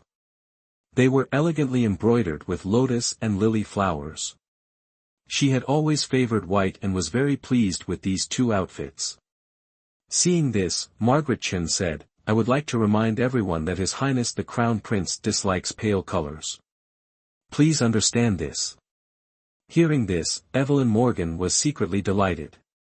White was the palest color, and the more the Crown Prince disliked it, the more she wanted to do the opposite. "Sister Evelyn, look, what do you think of this gold necklace?" Emma Price came over and took Evelyn's hand. Evelyn handed her clothes to Diana Spring and went to Emma Price's side. "Let me see." It was a pure gold necklace, exquisitely crafted and brilliantly colored. Evelyn placed the necklace in Emma Price's hand and said, "Yes, it truly is a fine piece. It suits your complexion very well."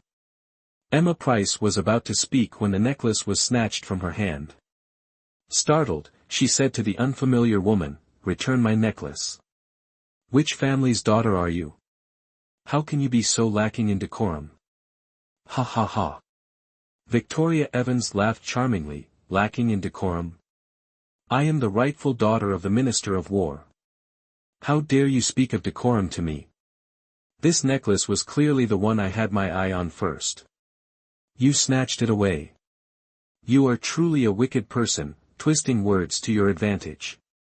Emma Price's face flushed crimson, then paled, tears welling in her eyes at the harsh words. "How dare you speak such lies?" Emma Price's maid exclaimed, indignant on her mistress's behalf. "My lady clearly saw this necklace first. Who are you, a mere servant, to question me?" Victoria Evans sneered, turning to her own maid. "Hannah, slap her mouth." "Yes, my lady," Hannah replied, stepping forward and raising her hand to strike Emma Price. "Stop!" Evelyn intervened, seizing Hannah's wrist. "This is the Imperial Palace, such behavior is unacceptable." Victoria Evans, her haughty demeanor challenged, glared at Evelyn. "And who are you to defy me? Who I am is irrelevant. Striking someone is wrong, servant or not," Evelyn stated firmly. "My lady, didn't you say you wished to be discreet?" Clara Moon whispered in Evelyn's ear. Sophia Evans approached her sister, speaking softly. "She's right. This is the Imperial Palace, a place of reverence. Do not invite trouble." Victoria Evans hesitated, then flung the necklace to the ground. "Humph, I won't lower myself to your level. I don't need this tattered trinket anyway. Hannah, let's find something else." Evelyn retrieved the golden necklace, offering it to Emma Price. "Some people are spoiled. Don't let it bother you." Emma Price's lips trembled as a grateful smile touched her face. "Thank you, sister. We would have been bullied without you." "Thank you, Lady Morgan," Emma Price's maid added. "My mistress is timid by nature and unaccustomed to such scenes. We'll be sharing quarters for a while, so let's not stand on ceremony. Let's look out for one another." "Then I'll call you Sister Evelyn," Emma Price said, tears shimmering in her eyes. "It's so good to meet you here." "Time is short, we should choose our jewelry," Evelyn suggested. "Yes," Emma Price agreed, selecting a few more pieces that caught her eye, her voice filled with admiration. Evelyn Morgan's gaze fell upon a pair of exquisite jade bracelets, translucent and intricately carved. Her heart stirred with delight. Beside them, in the same tray, lay an unremarkable jade hairpin, seemingly overlooked. Intrigued, she picked it up for closer inspection. Its pale green surface was pierced with several small holes, appearing almost random, while two luminous pearls dangled as tassels, adding to its unique charm. Evelyn fastened it into her hair, taking a few steps. To her astonishment, it emitted a melodious sound. Diana Spring and Clara Moon approached, Clara Moon reaching out to examine the ornament in her mistress's hair. "My lady, this is a curious piece." "What is it?" Diana Spring inquired. "This is no ordinary trinket," Evelyn replied with a smile. "My lady, it resembles both a hairpin and a flute, but I can't quite discern its true nature," Diana Spring confessed. "Yes, my lady, do tell. Share your knowledge with us," Clara Moon urged. Evelyn Morgan began her tale. "Long ago, I read in an ancient text of a rectangular jade stone discovered from millennia past. It emanated a verdant glow, radiating a strange luminescence at night. It was fashioned into an exquisite green jade hairpin. Later, it came into the possession of a skilled musician who, struck by inspiration, bored several sound holes into it, transforming it into a jade flute, and adorned it with two night pearls as tassels. One day, a friend visited and, captivated by its unusual nature, spontaneously carved a pair of dragons and phoenixes upon its surface, bringing them to life with intricate detail. Together, they bestowed upon it an elegant name, the Phoenix Jade Hairpin. Phoenix jade hairpin. That's a mouthful, ain't it? This here's jadeite, so why's it called purple jade? Clara Moon was a bit puzzled. I read about it in a book. Evelyn took the hairpin off. It says if this thing touches a body, it'll soak up the heat and turn purple over time. Let's give it a whirl. She held it tight in her hand. Sure enough, the jadeite slowly morphed into purple jade, a right stunning shade of violet, with a touch of mystique about it. Diana Spring, seeing this, exclaimed with delight, "Miss, you're a fount of knowledge. This is the legendary Phoenix jade hairpin, all right. Look, the dragon and phoenix carvings are lifelike. Our miss is truly blessed. Barely in the palace and she's already got her hands on such a treasure," Clara Moon chuckled. Only the royal palace could hold such precious jewels. Evelyn nodded. True enough. If I hadn't entered the palace, I might never have laid eyes on it. The book said its whereabouts became unknown. Fancy it turning up in our Golden Willow Kingdom's palace. Miss, this must be destiny, Diana Spring declared. It's a treasure that knows beauty, a perfect match for you.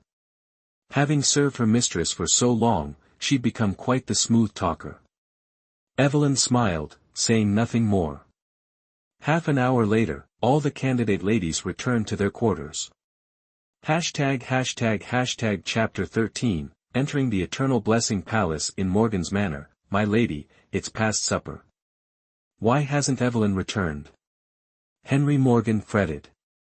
Milord, let's wait a bit longer. Perhaps the selection process is crowded today, causing a delay. Indeed, father. Returning from the palace, I saw many maidens queuing. Mother is right, it's still early. Evan Morgan consoled his father.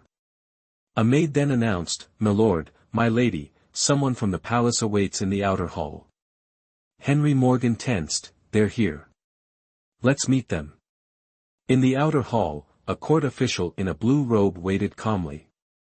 Seeing Henry Morgan, he bowed, "Congratulations, Lord Morgan. Your daughter has been chosen as a candidate." Henry Morgan, masking his displeasure, replied, "Not at all, not at all. Milord, congratulations are in order." The official continued, "Your daughter has received the Emperor's favor. If chosen by the Crown Prince, she will be the future Crown Princess, the future Queen. My daughter is unworthy of such a position." Henry Morgan's heart pounded, but his face remained impassive. Alas, Evelyn becoming a candidate complicated their plans. Lord Morgan is too modest. Everyone knows your wisdom and your son's prowess. Surely, Lady Morgan is equally accomplished. We await good news. The official added, "It's late. I must take my leave." After the official left, Henry Morgan felt a mix of emotions. Catherine Morgan, seeing her husband's state, remained silent, knowing advice would be futile. Evan Morgan, noticing his father's displeasure, said, "Father, we must trust Evelyn. She will surely be eliminated." "I hope so." Henry Morgan sighed, shaking his head, and returned to his room. The full moon approached, and his daughter's headaches would soon return. Catherine Morgan asked her son, "Will your sister be all right in the palace? I long for her return. Let's hope she doesn't cause trouble. As a candidate, the chances of elimination are high. She knows her limits. I'll inquire at the palace in a few days. That's all we can do." Catherine Morgan shared her husband's heavy heart. On her first night in the palace, Evelyn tossed and turned, unable to sleep. Diana Spring and Clara Moon were already asleep in their room, and she didn't want to disturb them. She slipped out of bed, donned a robe, and considered the possibility of encountering Emma or Emma Price. Deciding to disguise herself, she went to the main hall for some fresh air, where she found Lady Emma enjoying a cup of tea. "You're awake too." Emma Price set down her cup. "I couldn't sleep, so I came here for some tea." "Same here," Evelyn approached. Lady Emma poured her a cup. Homesick? Yes, Evelyn replied, unable to fully express her feelings. Me too, Emma Price confessed. Want to know why I'm really here for this selection? Evelyn nodded, thinking a little conversation might help her sleep. Emma Price continued, truth be told, my father pressured me. While I acknowledge I possess some beauty, I know I'm not suited to be crown princess. I dislike the constant vying for power. My personality simply isn't fit for this place. But you still came. Filial piety. Emma Price shook her head. No, I came for my mother. Why? Evelyn watched as her expression darkened. My mother has been bedridden for years. Father has consulted countless physicians, but her condition hasn't improved, and she grows weaker by the day. He said if I became crown princess, I could summon the best physician in the land and procure the finest medicines for her. So, I had to try. Evelyn looked at her with admiration. Your intentions are noble. I hope you achieve your desire and your mother recovers swiftly. What about you? If I become crown princess, won't your aspirations turn to dust? Emma Price countered. I don't want to be crown princess, Evelyn stated. Emma Price was startled. Why not? Don't you want to bring honor to your family? The crown princess. Such glory. You can have it, Evelyn said, half joking. Lady Emma suddenly smiled slyly. Do you already have someone in your heart? No, Evelyn quickly denied. In this world, I fear my soulmate doesn't exist. Due to her illness, she harbored no such illusions. You're a lady of noble birth, and you're not unattractive. Why would you say that? Emma didn't believe her. Let's not talk about it anymore. It's getting late. You should go back to your room and rest. Emma Price stood up. I'll retire now. You should rest too, elder sister. There's much to learn tomorrow. After Emma left, Evelyn stepped out of the main hall and stood in the courtyard, gazing at the bright moon. It was nearing full. The cold light bathed her. Suddenly feeling uncomfortable with her disguise, she returned to her room and hastily removed it, feeling relieved. Still unable to sleep, Evelyn left her room again. Everything was quiet, even Emma Price was likely asleep. The entire palace seemed to slumber. Upon arrival, Evelyn had noticed a small garden beside Eternal Blessing Palace. At this late hour, it would surely be deserted. With a thought, she leaped and landed within the small garden. Under the moonlight, she saw a cluster of lush green bamboo. She picked up a broken bamboo stalk, it felt comfortable in her hand. Her sword was back home, so this would have to do. She began to practice with the stalk, finding herself unexpectedly engrossed. Reasoning that it was late, the location secluded, and devoid of guards, she might as well let loose and pass the time. So, with a light leap, she landed gracefully on the high wall, then onto the roof of Eternal Blessing Palace. Evelyn Morgan moved across the rooftop with the lightness of a feather. Unconsciously, she drifted beyond Eternal Blessing Palace, the bamboo stalk transforming in her hand as she practiced, as if only this could dispel the unease in her heart. Unknowingly, she had invited trouble. Who's there? A cold voice rang out. Evelyn startled. Simultaneously, she felt a powerful force rushing towards her. She tilted her head, nimbly dodging several faint, almost invisible projectiles. She heard a thudding sound as they embedded themselves in a large tree nearby. How dangerous! Evelyn thought, thankfully, my skills haven't diminished, or I would be dead. She didn't dare linger, retracing her steps with several leaps, finally returning safely to Eternal Blessing Palace. Reaching for her handkerchief to wipe the sweat from her brow, she found it missing. Evelyn panicked. Had she dropped it in her haste? It was all because of her impulsive actions. Who was that person?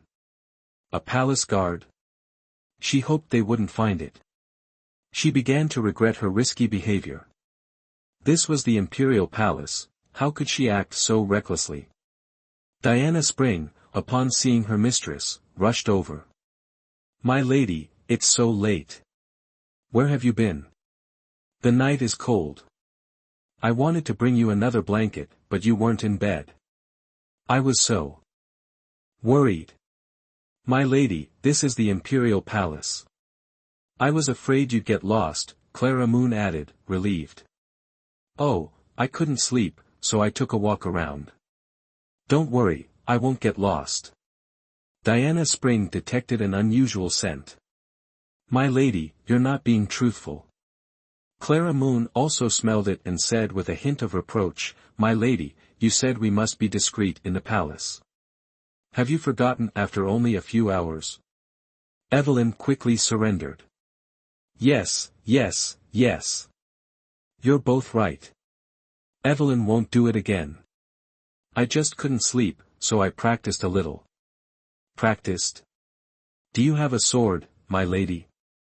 Clara Moon asked. Diana Spring noticed scratches on her mistress's hand and felt a pang of distress.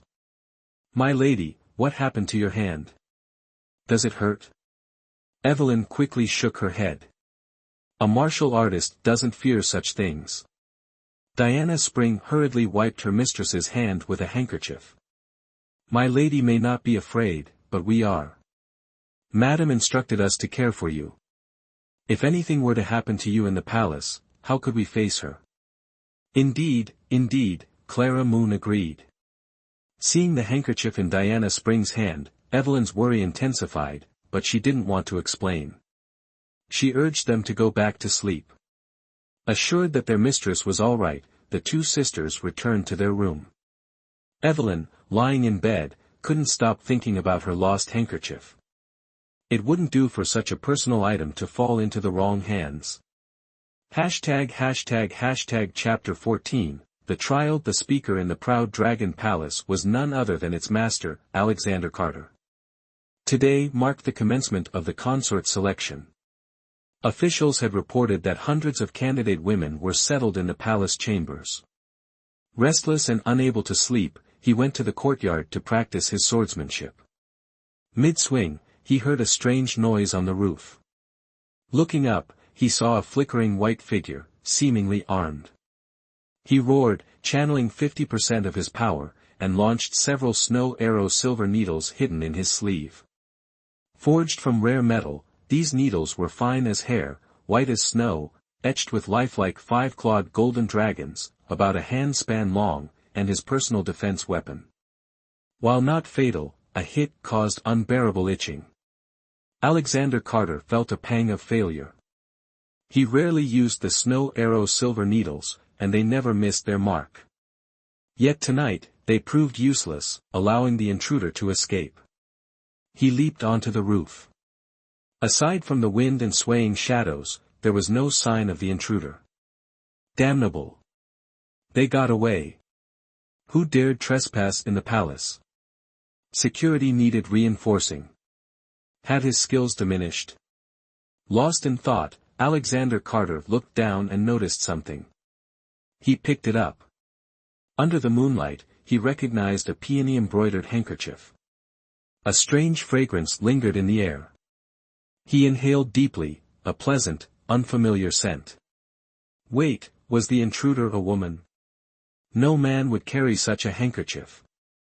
Even if a man carried a woman's belonging as a provocation, how could they possess such a peculiar scent? Without answers, Alexander Carter grew more restless. No one had ever so triggered his nerves, daring to challenge his abilities. He had never lost to anyone, let alone a possible woman. He jumped down, clutching the handkerchief. Seated in the hall, he examined it closely. The peonies were vividly embroidered, exquisitely beautiful, with butterflies fluttering around them.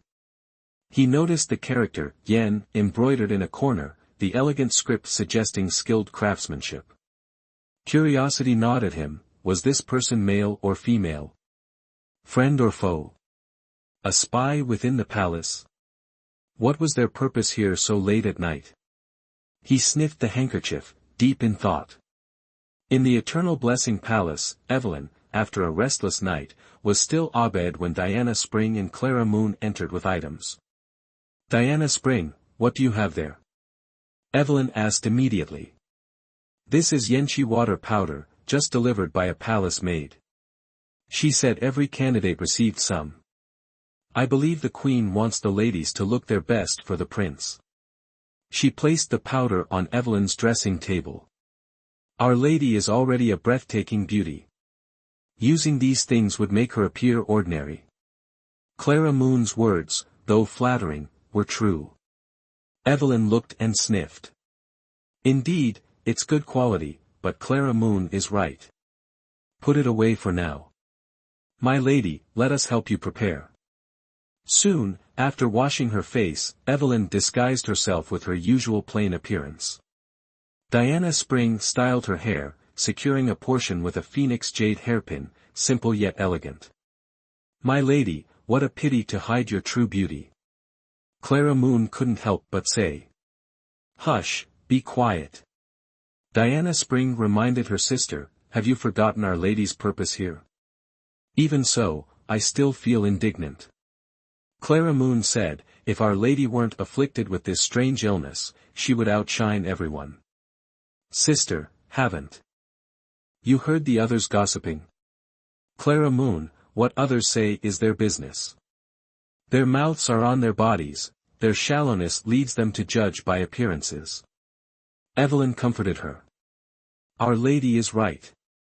We can't listen to their nonsense." Diana Spring agreed. "I hope those female officials are also ordinary, so Our Lady's wish will be fulfilled soon." Clara Moon gradually saw reason. Evelyn countered, "We can't say that. As officials, they must possess cultivation and refinement. They won't underestimate the candidates.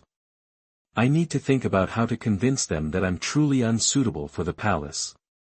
"Don't worry, my lady. There's still a month. With your intelligence, nothing is impossible." Diana Spring reassured her. They were talking when a scream erupted outside. "Diana Spring, Clara Moon, what's happening? Let's go see." "It sounds like Emma Price." The three left the room. Indeed, Emma Price was in distress. "Emma Price, what's wrong?" Evelyn asked. "Lady Morgan, it's not me, it's my face." Emma Price pointed at her face. "My face, it's become so frightening." "What's wrong, Emma? Take me to see." Emma Price was sobbing before her dressing table. Seeing Evelyn enter, she quickly covered her face. "Sister, looking like this, I fear I can no longer be a candidate." "Don't cry yet. Let me see." Evelyn pulled her hand away. Emma Price's face was swollen and red, its former beauty gone. "It is unusual. Don't worry, tell me everything. Maybe I can help." Emma Price stopped crying, her eyes brightening. "Can it truly be cured? It was fine last night. How did it become like this? Did you touch anything?" "I don't know. I just applied some Yenchi water powder from the palace and felt itching, then swelling and pain." Emma Price hurriedly said, "The powder was delivered this morning. Lady Morgan also received some." Evelyn picked up a box of Yenchi water powder, sniffed it, and frowned. "As I suspected, the Yenchi has been tampered with. Something has been added that shouldn't be." Emma Price paled. "I have no grievances with anyone. Why would someone harm me?" "Emma Price, how did you get this Yenchi?" Emma Price thought for a moment. "I received it from a palace maid. Nothing special. She was distributing it to other candidates." She paused, then suddenly said, "Oh, right, that maid named Hannah, she bumped into Gabriel Stone and spilled a box. She gave me that box of Yenchi and apologized. It's likely she did it, but it's just speculation. Without concrete evidence, we can't jump to conclusions." Evelyn looked at Emma's face. "Don't worry, I have a way to help you recover quickly, but you mustn't go outside for a few days, not even in the wind." As long as my face can be healed, I can stay inside. Emma Price smiled gratefully at Evelyn. Thank you, sister. I'll take care of you. Emma Price was overjoyed. Don't be so formal. We met by fate, now sharing the same palace. You call me sister, so I'll certainly help. Evelyn turned to Diana Spring and Clara Moon. You two, come gather herbs with me. Gather herbs? My lady, do you know where we can find herbs in the palace? Diana Spring was puzzled. Clara Moon said, My lady, are you going to the royal physician? Stop guessing. I have my own way. Just follow me. In the adjacent small garden, verdant bamboo leaves swayed gently in the breeze. Evelyn pointed to the bamboo, saying, This bamboo is a Golden Willow Kingdom specialty, called golden thread bamboo, because its leaves are like silken threads. Its leaves have detoxifying properties, and combined with my secret recipe, it can certainly neutralize the poison and promote blood circulation. 3 days, and she'll be cured. Diana Spring chuckled, You were already prepared, my lady. No wonder you're so confident. My lady, listen, sister's flattering you again, Clara Moon teased. All right, stop bickering and pick the bamboo leaves, Evelyn instructed. Remember, only take the leaves, not the veins, and then grind them finely to make the medicine. As you command, my lady. Diana Spring began to pick the leaves. About half an hour later, Evelyn applied the remedy, a mixture of bamboo leaves and her secret recipe, to Emma Price's face.